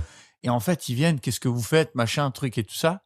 Et ils voient que dans ma voiture, il y a des bûches en chocolat. Et je dis, je suis le pâtissier, je viens livrer Monsieur Arnaud. Ah, d'accord, ils sont au courant, mais un coup de toki, oui, ils sont au courant, truc. Donc, ils finissent, ils limitent la sécurité et je leur fais goûter des chocolats pendant ce temps-là. Enfin, voilà, je fais les 2 bûches de Noël dans le coffre de la voiture, je les livre. Je fais une petite photo avec lui chez lui à la maison.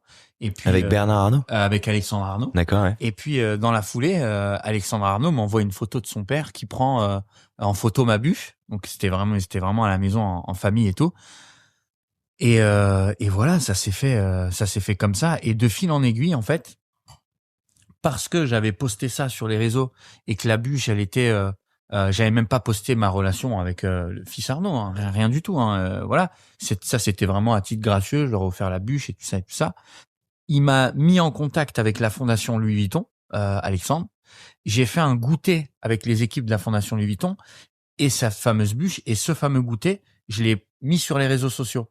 Un des investisseurs de Namos Village à Mykonos, c'est là que j'ai commencé à m'envoler un peu, m'a contacté parce qu'ils avaient un village avec toutes les marques du groupe LVMH, donc Namos Village, il y a Louis Vuitton, Dior, Oscar de la Renta, enfin il y a vraiment tout un concentré de luxe extraordinaire, dont un restaurant qui s'appelle Namos qui fait 20 millions par an en l'espace de 5 mois, donc c'est du grand n'importe quoi. Et rappelez-vous, j'étais associé à Bernard Blacher à la pâtisserie Vernet, je quitte tout, je démissionne de mon poste, etc. Et j'ai plus rien. Ce monsieur donc m'appelle et me dit voilà, on a vu votre création Louis Vuitton, on cherche un pâtissier comme vous avec un talent un peu hors norme pour ouvrir un pop-up de 2 ans chez nous, machin. Truc de fou. Et en fait, je signe mon premier contrat de licence de marque. Je prends un avocat de l'époque qui m'avait bien eu d'ailleurs, il me fait payer le triple de frais d'honoraires. Bon, on est tous passés par là, quoi. On le salue.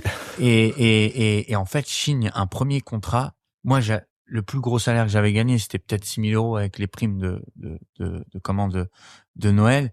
Et puis j'étais associé à Bernard Blacher, mais bon, dans des sociétés de trucs, j'ai rien récupéré. C'est lui qui a mis tous les fonds, donc c'est normal que je récupérais rien. Et là, j'ai remonté une boîte pour ce truc-là, mais avec zéro, j'avais pas d'argent. Et en fait, on m'a payé ma première licence à 400 000 €. Donc, à l'âge c'était en 2017, donc j'avais 24 ans, 23 ans et demi, peut-être 24 ans. On me signe, je fais une bûche de Noël comme ça, juste avec l'argent de mon ex-copine pour Bernard Arnault. Comme ça, je me suis dit, parce que moi, à la base, quand je quitte Bernard Blacher, tout le monde me dit « Ah, mais tu peux pas quitter un mec comme ça. » Donc, je vais aller encore plus haut. Je me dis peut-être Bernard Arnault, il va m'ouvrir une pâtisserie à Paris. Je savais pas, voilà. Donc, il m'a pas ouvert de pâtisserie à Paris, mais ce que j'ai fait pour eux, ça m'a permis d'ouvrir à Mykonos.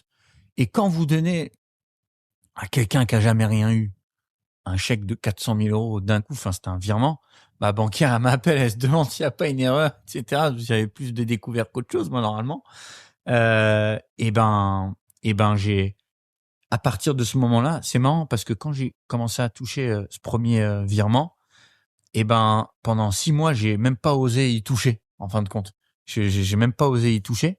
Et je cherchais par tous les moyens des gens autour de moi pour me dire qu'est-ce qu'il fallait que je fasse avec les sous, comment investir avec 400 000. Je voulais en faire 10 millions. Moi. J'avais beaucoup d'ambition.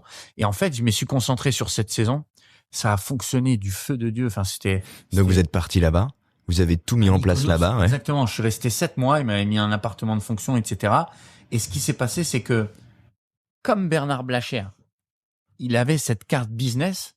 Il m'a dit à la pâtisserie Vernet, on va pas faire qu'une pâtisserie parce que les gâteaux Kiki, il me disait, un mardi après-midi à 16h, tu crois que tu vas en vendre combien des choux au chocolat? T'en vendras 2 et 2 à 4,50, tu vas pas gagner ta vie. Donc on va faire une formule avec des pistes saladières, des trucs, du salé pour le midi. Et c'est le midi, le salé qui nous ramenait suffisamment d'argent pour payer la pâtisserie. Et le week-end après, ça grossissait. Il m'a fait un modèle économique qui pouvait cracher, entre guillemets, de l'argent, du cash flow, tout au long de la journée. Donc, formule petit-déj, midi et après-midi avec le tea time. C'est ce que j'ai fait à Mykonos, mais version haut de gamme. Donc, j'ai commencé à aller vers plus un mode d'influence, la couture, le parfum, des choses comme ça, pour aller avec Mykonos. J'ai fait des petites salades, des bœufs wagyu, des machins. J'avais travaillé chez Robuchon et ainsi de suite. Donc, je connaissais beaucoup de cuisiniers. J'ai pris des recettes. Puis j'avais un sens déjà un petit peu d'esthétique et tout ça. J'ai fait des belles salades et tout avec les prix de Mykonos. Et le restaurant a fonctionné. Sauf que là-bas, les clients qu'il y a, c'est des clients d'une autre planète. J'avais un petit glacier à l'entrée du restaurant. On faisait presque 10 000 euros par jour juste en glace. Et la boutique, elle faisait entre 25 et 30 000 euros par jour au restaurant, parce que il y avait des tables de 4, ils prenaient 3 bouteilles de Dom Pérignon à 1 800 euros. Par bouteille de Dom Pérignon, ils me faisaient des additions à 7 000. Ils étaient 4, parce qu'ils avaient bu 3 bouteilles en l'espace de 2 heures.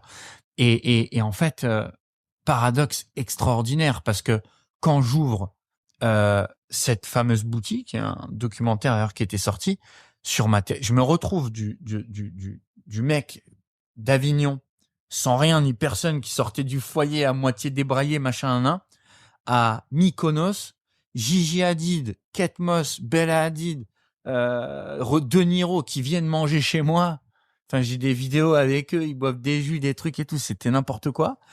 J'ai fait mon travail, je me suis spécialisé un peu dans le truc, j'ai affiné le modèle économique en donnant un côté esthétique et en essayant de remonter un peu le cours du marché à contresens de ce qui existe déjà en pâtisserie. Et en fait, Mykonos a été tellement un succès que un jour, il y a un mec qui se pose, qui est de Gstad, qui est en vacances, etc. Et il me dit, tiens, j'ai un hôtel à Gstad, et ainsi de suite. Est-ce que ça t'intéresse de venir, machin? Voilà, aucun problème. Pareil, pop-up. Donc, j'arrête Mykonos en septembre. Je prends ma prime de fin de saison. Je sors de là-bas. Je suis à presque 600 000 euros. C'est n'importe quoi. Enfin, pour moi, en tout cas, je savais même pas quoi faire avec ça. Et lui me re-signe une autre licence pour aller à Gstad en Suisse.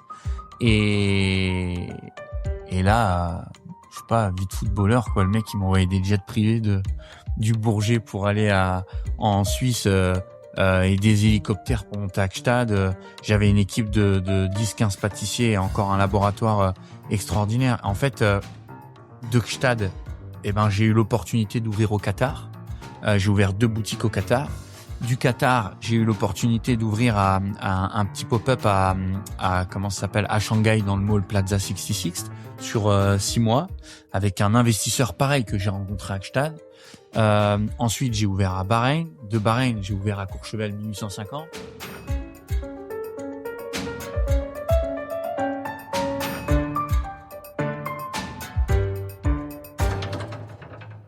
Voilà, il faut que je vous pose une question là. N'importe quoi. Comment on vit ça? Parce que alors vous, ce qui est très étonnant, c'est que vous touchez des sommes qui sont considérables, mais on n'a pas l'impression que ça vous détourne de quoi que ce soit. Que à aucun moment ça vous fait prendre la grosse tête, que vous pétez des plombs, que vous achetez, que vous partez en lambeaux et que vous claquez cet argent. Vous restez hyper ancré dans votre. Ouais, en fait. Enfin, c'est vertigineux quand même. Il y a moyen de complètement péter un plomb en fait. J'en parle chair de poule, mais comment vous expliquer, j'ai même pas fait exprès, en fait. Oui, non, mais c'est arrivé. Cet argent est arrivé sur ce compte. Et or, j'ai pas l'impression que vous l'ayez cramé. Non, en gros, il m'est arrivé, j'avais tellement peur en fait, quand on n'a rien, on cherche à tout garder, entre guillemets. Et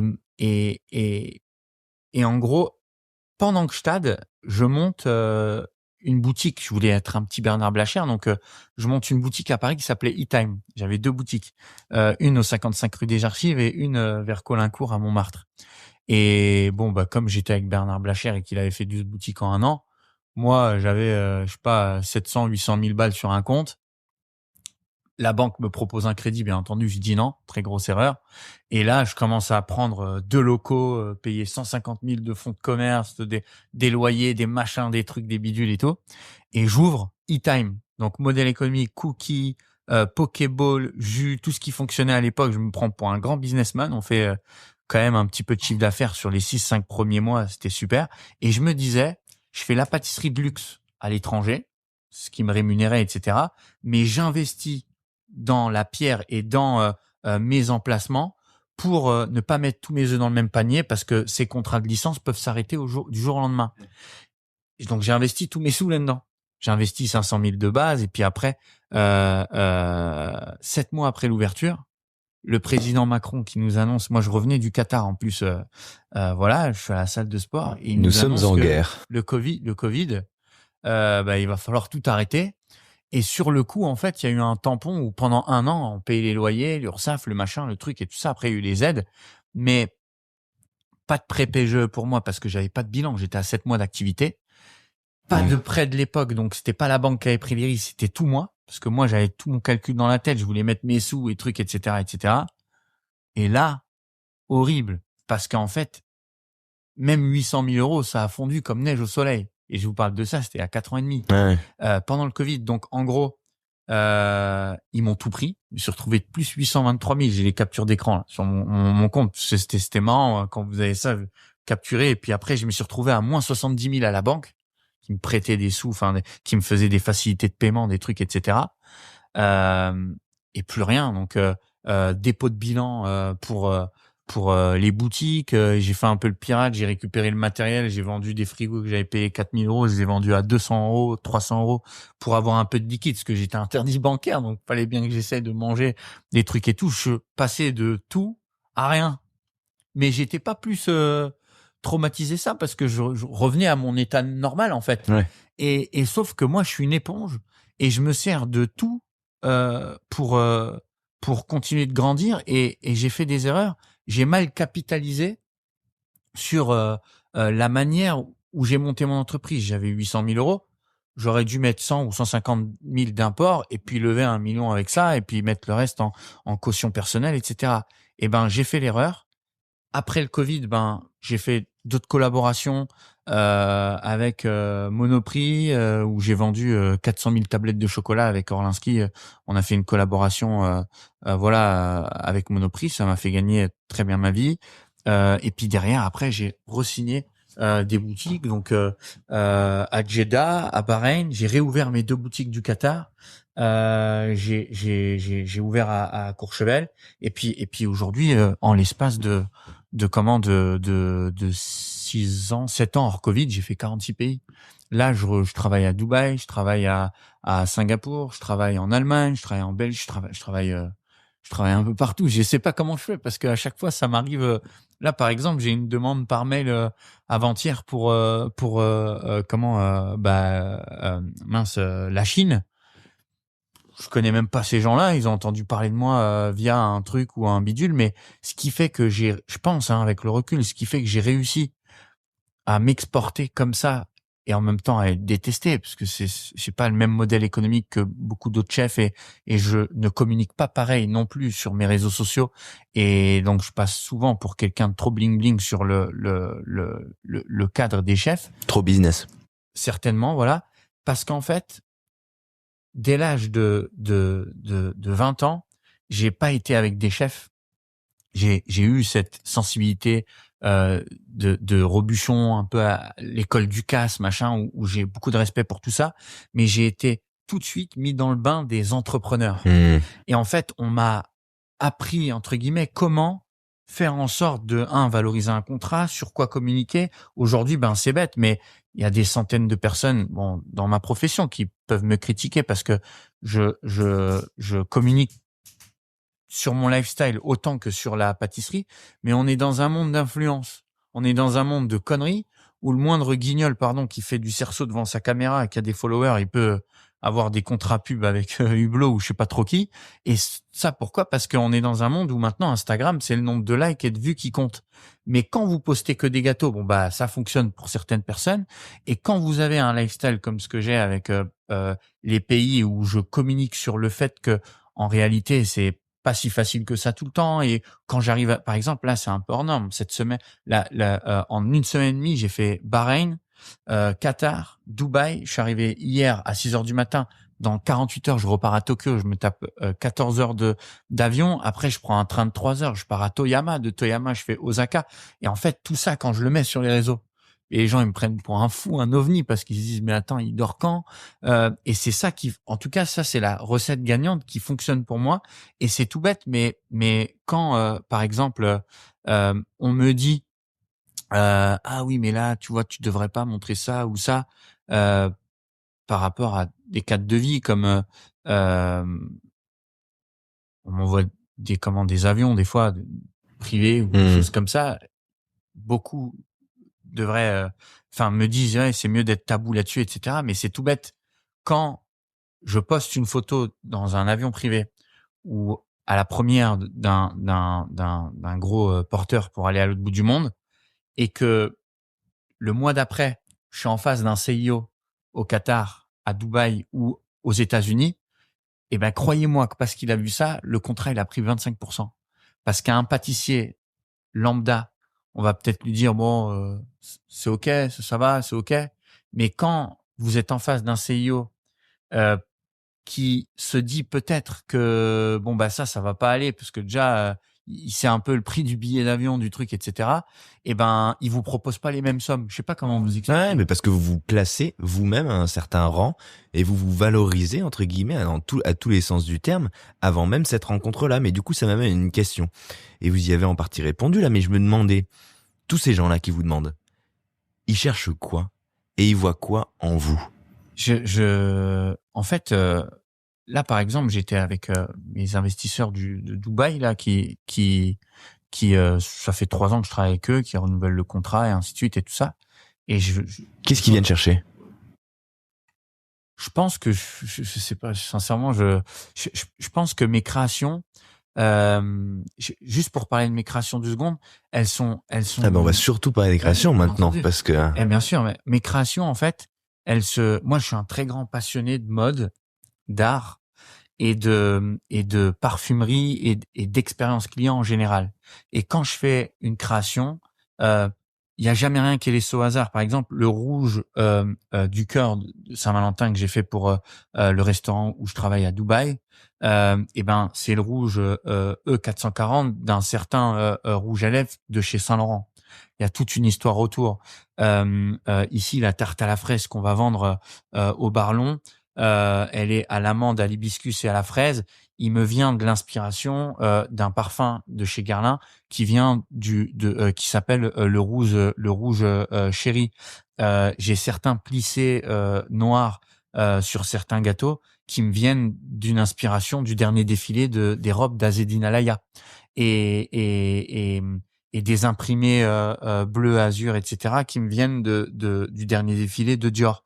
Et en fait, je regarde un peu tout ce qui se fait autour de moi hors mon métier, j'essaye de suivre un minimum de pâtissiers pour pas être influencé par ce qu'ils font, et j'essaye de créer l'exception, non pas par le meilleur gâteau toute l'année, parce que des pâtissiers, il y en a des excellents, et à un moment, une recette, ça reste une recette. J'essaie de créer l'exception dans l'expérience émotionnelle client que j'arrive à apporter via l'histoire que je raconte. Aujourd'hui, ce qui est la meilleure manière de jamais s'arrêter, parce que finalement, ça, vous pouvez essayer de le reproduire. Exactement. Et aujourd'hui, enfin, différemment, en frappant des inspirations différentes. Bien entendu. Ma pâtisserie, ça n'a pas été ma passion pendant très longtemps. J'ai été passionné des gens dans ce métier. Je suis un très grand fan de Yannick Aleno et d'Alain Ducasse, par exemple. Alain Ducasse, je le vois, j'ai la chair de poule. Eh ben, j'ai été passionné de ce genre de personnes-là, mais le métier n'a pas été ma passion directe parce que c'était un truc que j'ai fait pour me sauver la vie. Et aujourd'hui, c'est mon moyen d'expression le plus sincère parce que j'ai des lacunes humaines qui me permettent peut-être pas de m'exprimer toujours aussi bien qu'avec mes gâteaux et ainsi de suite et tout ça. Et en fait, je pense sincèrement que quand vous êtes honnête dans votre démarche et que vous allez au bout des produits, que vous ne mentez pas avec la qualité de ce que vous cherchez, eh ben, quoi qu'il arrive, ça paye. Et en fait, c'est un peu comme dans le film Slumdog Millionnaire, vous l'avez vu, il a eu plein de difficultés et s'il arrive à gagner, qui veut gagner des millions, c'est qu'à chaque question, il a un truc qui lui fait revient partie de l'engrenage. Ouais. Et moi, en fait, chaque chose de ma vie, chaque difficulté, chaque chose m'a appris un truc qui me fait qui me fait être une meilleure version d'aujourd'hui. Par exemple, Bernard Blachère sur les rudiments du business, Joël Robuchon sur la rigueur au travail et la sensibilité. Voilà, les livres d'Alain Ducasse que j'ai dévorés sur la sélection des matières premières d'exception et sur la manière dont il faut pouvoir créer une entreprise gastronomique et comment réussir à fédérer les équipes. Parce qu'avant d'être des grands chefs cuisiniers, ces gens-là, c'est des gens qui ont réussi à fédérer des équipes et réussi à les garder. Monsieur Ducasse, il a des gens qui travaillent dans son groupe, si je ne m'abuse, depuis plus de 15 ans, 20 ans. Et ça, quand on est un chef, on se doit, en tout cas c'est mon avis à moi, on se doit d'apprendre l'entrepreneuriat, non pas l'entrepreneuriat des idiots qui passent que par l'argent et le bénéfice et ainsi de suite, mais l'entrepreneuriat de la responsabilité qu'on porte envers nos employés et surtout comment découpler son savoir-faire en privilégiant aussi la formation de nos employés. Moi aujourd'hui, sincèrement ma plus grande victoire avec les difficultés que j'ai, comme tout être humain et ainsi de suite, c'est de voir que dans mon groupe, bon, j'ai seulement 33 ans, mais on est 108 personnes qui travaillent avec moi et pour moi. Et j'ai des gens, que ce soit en bas ici, la pâtisserie de tout âge, et à ma boutique donc que je suis en train d'ouvrir à Paris, qui travaillent mais avec une loyauté et un acharnement qui est sans nom. Et pourtant, je suis peut-être l'être humain de tout leur entourage le plus dur avec eux et le plus intransigeant. Et en fait, j'ai une petite nana qui travaille pour moi qui s'appelle Ivana, par exemple, ou un chef qui s'appelle Mehdi, ou un autre chef qui s'appelle Alexandre.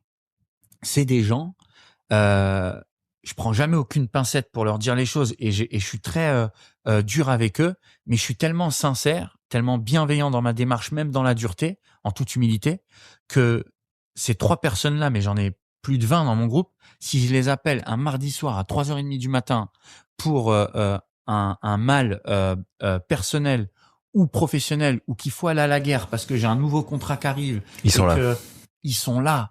Et ça, j'en parle, j'ai la chair de poule, c'est extraordinaire parce que créer une entreprise, c'est beau, acquérir un savoir-faire, c'est beau, mais tout le bien que l'entreprise apporte d'un point de vue familial quand on crée des choses, c'est ce qu'il y a de plus joli. Et moi, j'ai trouvé mon équilibre familial avec tout ça parce que je peux vous raconter tout ce que je veux. Il m'est arrivé des trucs extraordinaires. Mais putain, j'ai eu un film sur l'histoire de ma vie, quoi. J'étais à Avignon, 26 ans. Je parle avec Bernard Blachère, je dis tiens, il y a un producteur qui m'a appelé, il veut faire un film. Il a des pâtes dans la bouche. Il finit ton assiette kiki là, qu'est-ce que tu me racontes et tout. Et 3 ans et demi après, film à 7 millions d'euros de budget alors qu'un touchable c'était 8. Juste pour vous donner l'idée de la beauté du truc, et des post-prod et des images. Je fais l'avant-première au Grand Rex, qui est la plus grande salle de cinéma d'Europe ou du monde, etc., avec 3000 personnes dans la pièce. Et Bernard Blach, et Jamel Debbouze, qui est le coproducteur du film, alors que je le regardais dans la salle télé du foyer quand j'avais 9 ans. Et ça, tout ça, quand je le raconte, ça fait rêver tout le monde. Enfin, rêver, ou alors on me dit bravo, c'est un parcours hors norme et tout ça. Mais ce qui fait, je vais répondre à votre question tout à l'heure, c'est la plus importante pour tous les gens qui nous écoutent. Il faut pas se tromper d'ambition. Moi, je suis parti de zéro. Et tout à l'heure, je vous ai dit un truc qui peut-être peut étonner. La vraie difficulté, elle a commencé à partir de la Coupe du Monde. Et je vais vous dire, aujourd'hui... C'est quoi? C'est d'être à la hauteur, la difficulté? C'est pas que d'être à la hauteur, c'est avant, j'avais rien. J'étais rien ni personne. J'avais tout à faire. Aujourd'hui, quand on acquérit un certain, je sais pas, standing ou stade, ou alors que on arrive à monter des entreprises, je vous dis, j'ai 108 ou 110 personnes en fonction des turnovers. C'est 108 ou 110 personnes qui vous connaissent et qui comptent sur vous quelque part, indirectement. Et pour un mec qui arrivait même pas à compter sur lui à la base de sa vie, c'est quand une même sacrée responsabilité. une pression constante d'être comme ça. Et moi, mon équipe, c'est ma deuxième famille parce que je suis très seul. J'ai rien, moi, j'ai pas de famille, j'ai personne, voilà. Et en même temps, ça peut pas être 100% ma famille parce qu'il faut qu'il y ait toujours un cadre un peu hiérarchique. Donc, je trouve le bon équilibre entre tout ça. Et je vais vous dire, je pense qu'avec le recul, la période où j'étais la plus heureuse de ma vie, c'est peut-être même quand j'avais rien que en ce moment. Oui, parce qu'on a l'esprit plus léger, finalement, bizarrement. Malgré tous les problèmes, il n'y a pas... On doit rien à personne. Ouais. On n'a rien à gérer. Jugé par personne. Quand vous excellez pas, vous n'êtes pas critiqué et vous vous remettez un peu peut-être moins en question. Et quand je dis pas se tromper d'ambition, c'est que c'était le sujet de mon livre parce que je voulais pas en 2025-2024 sur tous les réseaux sociaux, on entend un tas de guignols, pardon, je parle avec mes mots, mais dire que avec la persévérance et que si on s'accroche, tout sera facile, que en fait c'est donné à tout le monde, c'est des conneries, c'est pas vrai. On peut s'accrocher et on peut réussir des choses, mais réussir sa vie, c'est être équilibré pour être heureux en toutes circonstances. Moi, vous m'avez dit mais t'as pas pété un plomb, etc. Si, j'ai fait une très grosse dépression et j'ai pensé même à des choses même parfois un peu moroses parce que il y a un moment et c'est très logique. J'ai jamais rien eu dans ma vie et tout ce que j'ai fait c'était pour me sauver la vie. Mais quand j'ai commencé à me retrouver dans un Boeing 777 pour aller aux États-Unis en première classe d'un truc avec l'hôtesse qui me demande la température que je veux et une autre qui me dit je fais votre lit à quelle heure, alors que j'étais en train de frauder le train et encore 5 ans et 7 ans dormir dans la rue, ben je fais la rétro. Sur le coup, je suis fier de moi comme un abruti, voilà. Non, mais je fais la rétrospective sur ma vie et en fait, je me dis mais putain, ouais, j'ai fait tout ça, cool. Mais avec qui je le partage? À chaque victoire que j'ai, quand j'ai signé mon contrat à Courchevel, c'était le rêve de ma vie.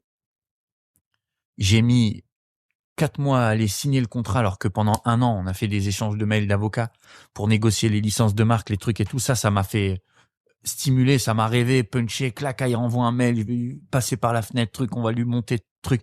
Ça m'a fait rêver. Et quand il s'agissait de le signer parce qu'on avait tout dealé, j'ai mis 4 mois avant d'aller le signer et j'ai trouvé un pote à moi que je connais depuis 1 an pour qu'il vienne le signer avec moi. Parce que juste le fait de prendre ma voiture, d'aller à Courchevel et de signer ce fameux contrat sans me dire que je vais le partager avec quelqu'un de ma famille, tout simplement, il y a aucun goût. Donc vous pouvez gagner des millions d'euros et acquérir ce que vous voulez.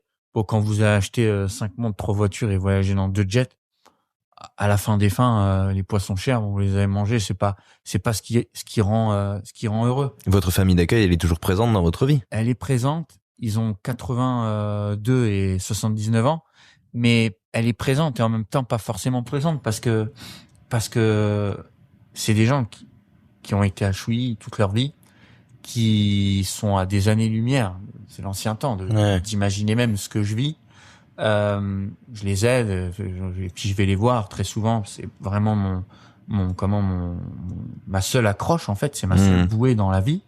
Et quand je reviens des États-Unis ou de Tokyo ou de je sais pas d'où, le fait d'aller chez ma tati et mon tonton, ça ancre. Exactement, ça ancre et ça m'amène le bonheur et en même temps ça me fait remonter ma barre de vie parce que je me dis putain, j'ai démarré là quoi. Ouais. Et il y a des fois même moi je me plains pour des trucs de la vie de tous les jours, putain, on m'a dit ça, on m'a fait ci, on m'a fait ça et en fin de compte c'est pas si grave par rapport à ce que j'ai vécu, mais c'est aussi pour ça que je pense j'ai pas pété les plombs et j'ai mes défauts comme tout le monde et j'aime les bonnes choses et les belles choses et ça j'ai pas honte de le dire, mais je m'en fous, j'ai aucune attache, sincèrement, j'ai aucune attache matérielle parce que c'est votre plus grande force, hein, quelque part. Peut-être, ouais. Et puis même c'est ce que vous disiez tout à l'heure dans l'absence de peur du risque finalement. Ouais. Et puis quand vous avez vécu comme ça, sincèrement, vous savez que 90% des gens qui vous entourent aujourd'hui, bon, est-ce que réellement Ils sont là pour ils vous. m'auraient tendu la main quand j'étais en train de faire la manche à Nice, ou quand voilà, je suis pas sûr. C'est beaucoup d'émotions pour moi de faire cette interview ici, ou comme toutes les interviews, même le moindre gâteau que je crée au Royal Monceau, parce que quand je suis monté à Paris, j'ai omis de vous dire, mais j'étais avec un copain, il s'appelle Ayoub, c'était très très drôle. On s'est posé ici au Barlon, c'était il y a 7-8 ans, la première fois que je suis monté à Paris. C'était Pierre Hermé, le chef pâtissier à l'époque. Et on demande un café, nous, on s'est dit que ça allait être 5 euros, quoi. C'était, je sais pas moi, 14 ou 15 euros. Et mon pote, il a dit, ah, j'ai pas soif. Et en fait, on a pris un café, on s'est posé ici, c'était notre petite part de luxe à nous et tout. Et tout ce que je fais aujourd'hui, ça me paraissait tellement inaccessible que, en réalité, maintenant que je le fais, je le vis avec beaucoup de philosophie et puis je le vis avec des gens qui sont ultra simples, quoi. Directeur de l'hôtel, il pourra vous le dire. Des fois, on se voit le soir, on débriefe, on truc et tout. On va jamais dans des grands restaurants. On fait que des petits trucs parce que je suis quelqu'un de profondément simple. Même, et par contre, je montre l'inverse parce que c'est mon fonds de commerce, c'est mon capital. Et Mais c'est pas votre ADN. Pas du tout. Moi, j'aime les belles choses et je m'éduque dans les codes du luxe parce que je travaille pour ce genre de C'est votre personnes. environnement, ouais, de travail. Exactement. Mais j'oublierai jamais que je viens de Chouilly avec ma tati et mon tonton et que au foyer, j'ai parfois été obligé de voler pour manger. Donc, je pense que quand on a vécu ça, on peut pas trop péter les plombs. Et j'ai quelques amis, par exemple, qui sont footballeurs ou chanteurs ou rappeurs ou ce que vous voulez, parce qu'on vient tous du même endroit, un peu, voilà, la difficulté. Tous ceux qui ont pété les plombs, entre guillemets, enfin, pété les plombs, c'est ceux qui ont un mauvais ancrage autour d'eux. Et alors vous, c'est quoi votre solution, c'est de pas en avoir? Ouais, en fait, moi, la chance que j'ai eue, encore une fois, Bernard Blachère, par exemple, quand j'ai commencé à gagner 4-5 000 euros, bah, il m'a dit, mais attends, 5 000, mais fin d'année, tu vas avoir peut-être, je sais pas combien d'impôts à payer. Donc, je pensais déjà aux impôts avant même d'aller au restaurant m'acheter des gambas à 60 euros. Ouais. Vous voyez ce que je veux dire? Ah, bah ouais. Et encore une fois, la chance que j'ai eue, c'est cet entourage business qui m'a non seulement dit que la réussite au long terme, c'était la manière dont on se remettait en question chaque jour et que rien n'était jamais acquis. Et au-delà de ça, oui, même si j'avais gagné 1, 2, 3 millions, les gens qui est autour de moi, ils pensent tous, je sais pas, enfin, j'étais avec un gars là, Courchevel, le gars, je sais pas, il est dans le pétrole, il fait 300 millions par an. Quand vous êtes avec des gens comme ça, bon bah, ouais. C'est ça relativise. Ouais, et puis vous redescendez. Ouais. Et puis vous avez votre ancrage qui fait que vous avez les pieds sur terre. Ouais. Mais du coup, c'est ça qui continue de vous faire courir, parce que la reconnaissance, vous avez commencé cet entretien en disant finalement on cherche toujours la reconnaissance, mais la reconnaissance quelque part aujourd'hui vous l'avez. Non, je l'ai pas. Enfin, j'en ai un petit peu, mais et la plus belle d'ailleurs de celle que j'ai, c'est la reconnaissance de certains de mes employés. Voilà. Quand j'ai une petite nana qui me dit vraiment merci pour tout ce que vous avez fait pour moi, j'étais commis il y a un an et vous m'avez poussé, mais aujourd'hui je suis sous-chef ou chef de parti et tout ça. On m'envoie un message comme ça, limite je chiale, parce que ça me touche vraiment. J'ai l'impression d'apporter vraiment quelque chose à quelqu'un. Mais laquelle de reconnaissance vous manque, du coup, puisque vous dites non, je l'ai pas? Peut-être celle d'une famille, je sais pas. Des fois, moi, vous savez, par exemple, l'époque du film, il a cartonné le film, on l'a vendu dans 19 pays, il est dans les avions Air France, il est passé dans tous les cinémas. Tout le monde me dit, ça a dû être une expérience folle et tout ça. En réalité, c'était l'expérience la plus dure de toute ma vie. Non pas parce que j'ai raconté mon histoire, parce que j'ai vu des psychologues toute ma vie, j'étais obligé à l'aide sociale enfant. Je peux vous raconter la mort de mon petit frère comme ça, sans problème, mais parce que j'avais des centaines de personnes qui me disaient félicitations tous les jours, sans pouvoir réellement le partager avec quelqu'un que je sais pas, ma mère quoi, ou mon père, ou des sœurs, ou qui vous voulez quoi. Et ça, c'est un poids qui est, en fin de compte, bon, c'est une fatalité. Et vous savez que dans tout ce que vous allez faire dans votre vie, ce sera toujours des nouvelles personnes. Et il y a ma tati et mon tonton, mais bon, ils comprennent pas un dixième au début. Ils ont compris que 1 an et demi après que c'était pas un documentaire, c'était un vrai film. Et c'est bien qu'ils aient cette part de comment on dit, Ouais, d'innocence quelque voilà, part. d'innocence. Mais c'est même pas. Je vais vous dire, je vais vous raconter un truc. Hier, ma tati, elle m'a envoyé un message à comment, j'ai rien à cacher, je vais vous le dire. Elle m'a envoyé un message il était minuit 21. Je lui réponds. Et je viens, désolé ma petite tati, je recommence demain au Royal Monceau. Je viens ici quelques jours par mois. Désolé pour le manque de nouvelles, j'étais un peu déconnecté en ce moment. J'ai fait 4 pays en une semaine et je pars au Japon vendredi. Et je lui marque, je suis un peu fatigué. Pourquoi parfois je me demande pourquoi je fais ça, mais ça me fait plaisir de te lire. Même moi, je me demande pourquoi je fais ça. Ouais. Et en réalité, ben parce que c'est la seule chose que je connaisse et c'est la seule chose qui me rend peut-être vraiment heureux quoi. Quand je monte un projet ou quand je suis en haleine, parce que là pour 2026 j'ai beaucoup de projets d'ouverture avec des grosses marques et que là cette année on est en février, j'ai déjà fait 7 pays, et ben je réfléchis pas. Je deviens toujours une meilleure version de moi-même parce qu'à chaque projet, je suis obligé de me remettre en question et travailler des défauts et acquérir des qualités et ainsi de suite, etc. Et puis embaucher plus de monde et me valoriser encore plus auprès d'eux et ainsi de suite et tout. C'est la seule chose que je connais. Ouais, c'est comme beaucoup, un alcoolique. Ma mère, elle était dépendante à l'alcool et à la drogue. Moi, je me suis juré que je boirais jamais une goutte d'alcool. Et je bois un verre de vin de temps en temps, mais j'ai jamais été bourré de ma vie et je me droguerai jamais de ma vie par rapport à tout ce que ma mère, elle a eu dans sa vie. Et ben, mais vous avez quand même une addiction au travail. Ouais. Voilà, exactement. J'ai passé ma vie à essayer de fuir ce qu'elle était et qui elle était. Et en réalité, j'ai répété cette addiction dans tout ce travail et dans tout ce que je fais au quotidien. Donc, Donc à un moment, il va falloir se poser et forger exactement. C'est la plus grande question de la famille pour combler ça. Ma copine, mais je suis même pas sûr que je. Ah bah ça va déjà c'est un bon début quand même. Ouais, d'avoir quelqu'un à ses côtés. Sûr, c'est pas mal. J'ai des gens qui j'ai de la chance parce qu'en fait j'ai des gens qui sont extraordinaires autour de moi.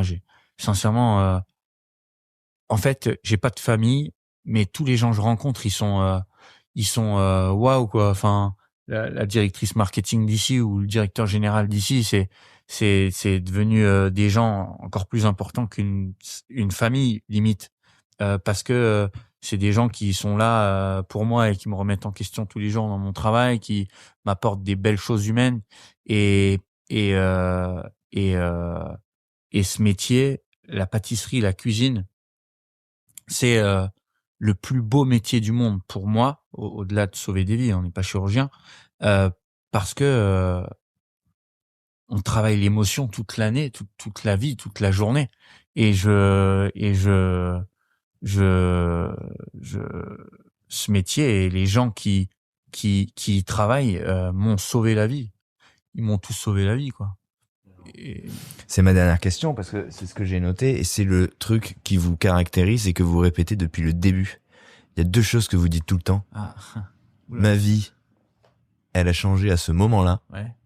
Et telle personne m'a sauvé la vie. Vous racontez votre vie en répétant qu'elle a changé à plein d'endroits. Ouais, c'est vrai. Et que plein de gens vous ont sauvé la vie. Mais est-ce que vous avez conscience qu'en fait, ces gens-là, ils ne peuvent pas vous sauver contre vous-même? Et que, en fait, la vie, elle change une fois. Mais si elle change 10 fois, c'est parce que vous-même, vous vous donnez ces moyens. Et la seule personne qui se sauve dans cette histoire, c'est vous. Et c'est grâce à vous. Ouais. J'ai eu beaucoup de chance. Je me suis sauvé, mais Non, mais on peut pas avoir c'est que des gens qui nous sauvent. Hein. Ouais, bien sûr. Si on n'a pas ces qualités-là, si on n'a pas cette force, si on n'a pas cette vision, si on n'a pas cette résilience hors du commun, on a beau croiser les gens, Ah oui, si oui, bien oui. intentionné soit-il, en fait, C'est vrai. on Ouais, tombe. faut savoir saisir les opportunités, voilà. Non, non, non, non, non. Ouais. C'est parce qu'il faut être soi-même, Ouais. avoir une valeur et des qualités remarquables. Mm. C'est pas les autres hein, qui Ouais, font c'est ce vrai. qu'on est. Hein. Ouais, certainement, c'est vrai. Après, vous avez dit une phrase là, c'est important. Soi-même, en fait, et je pense, il y a aussi beaucoup de ça. Il y a des gens qui me disent, je pense que ma plus grande qualité et en même temps mon plus grand défaut, parce qu'on est dans un monde où parfois on doit s'adapter aux trans et faire semblant, et voilà, voilà. En fait, je reviens de trop loin pour faire semblant. Je suis tout le temps moi-même, mais vraiment avec tout le monde en toutes circonstances. Et j'ai jamais changé. Enfin, même là, la manière dont je vous parle, en fait, si on était dans la rue, je parlerais exactement de la même manière. J'ai aucun tabou ni aucune retenue avec personne. Je suis respectueux et j'essaye d'être éduqué au quotidien, mais je pense que ma plus grande qualité, même dans les affaires, c'est que quand je rencontre des gens, je fais jamais, je fais jamais semblant de rien, quoi. J'ai pas, s'il y a quelque chose qui m'ennuie, je dis ça m'ennuie, j'arrête et puis c'est tout.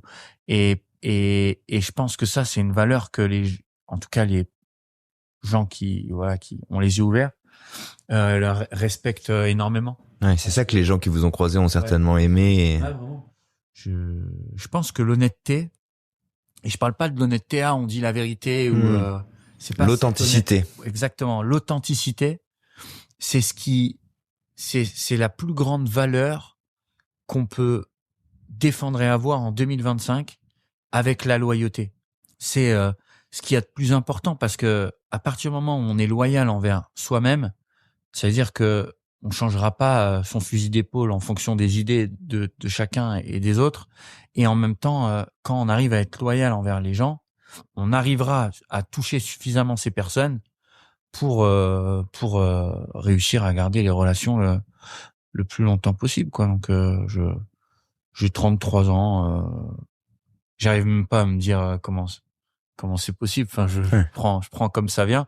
Et puis avec une espèce de mélancolie de me dire bon, peut-être c'est fini dans 2 ans et on verra. Mais en même temps, j'ai beaucoup d'ego qui me fait dire putain, j'essaye je veux pas être le meilleur, je cherche pas à être le meilleur. Mais ce qui est sûr et certain, vous êtes dans ce métier-là. En plus, vous connaissez plein de chefs et tout. Et c'est ma plus grande victoire. Vous pouvez vous renseigner partout, partout, partout, partout, et fouiller tout ce que vous voulez, etc. Ce que je fais moi, aucune autre personne ne le fait, et je ne recopie sur absolument personne de rien, et mon modèle économique est unique. Il y a celui de Cédric Grolet, par exemple, qui est la superstar de la pâtisserie, et pour qui j'ai beaucoup de respect, qui fait des choses hors normes et top.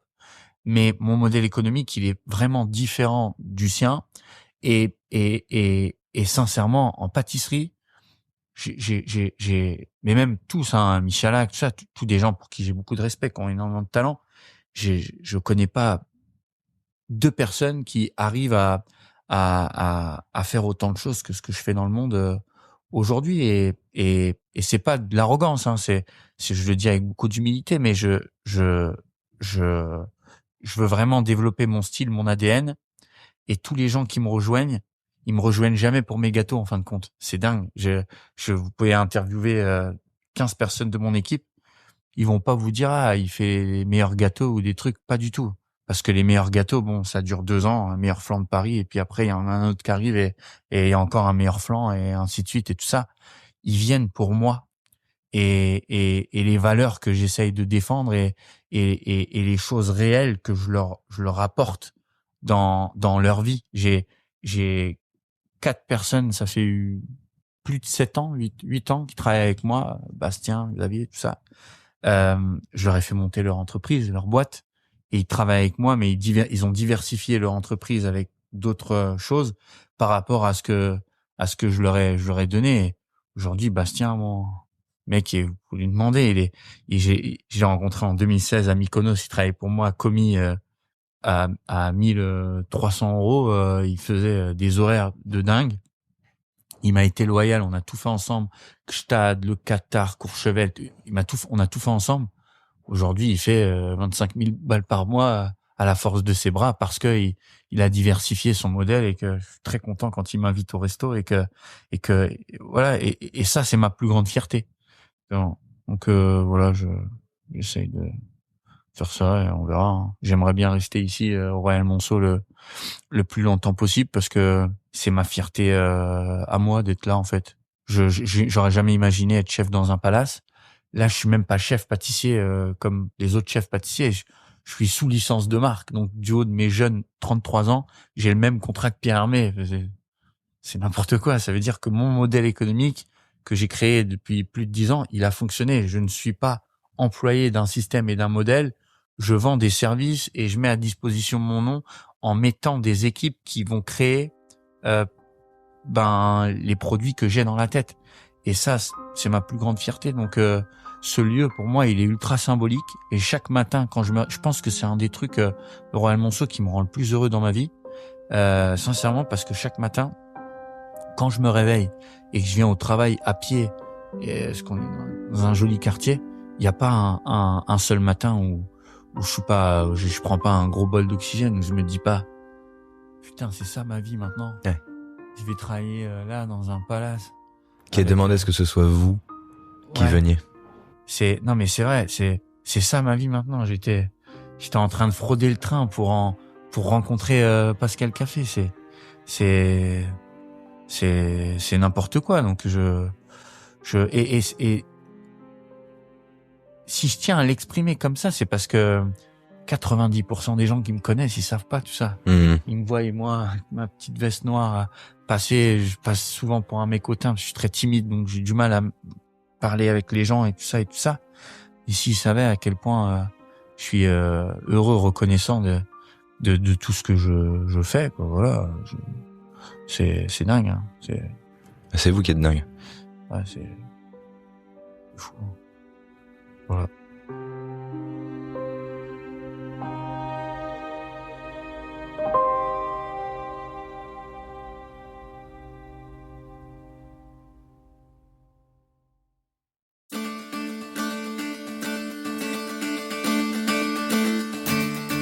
Allez, moi je le prends, ce rayon de soleil. Moi aussi je vais marcher et me dire que c'est fou. Parce que c'est fou. Et c'est pas n'importe quoi, contrairement à ce que dit Yazidi Chemraen. Ce n'est pas n'importe quoi d'avoir fait tout ça, d'avoir accompli tout ce qui fait de lui aujourd'hui un pâtissier et un entrepreneur remarquable quand on sait les obstacles auxquels il a dû faire face, quand on vient, comme il le dit, de la difficulté.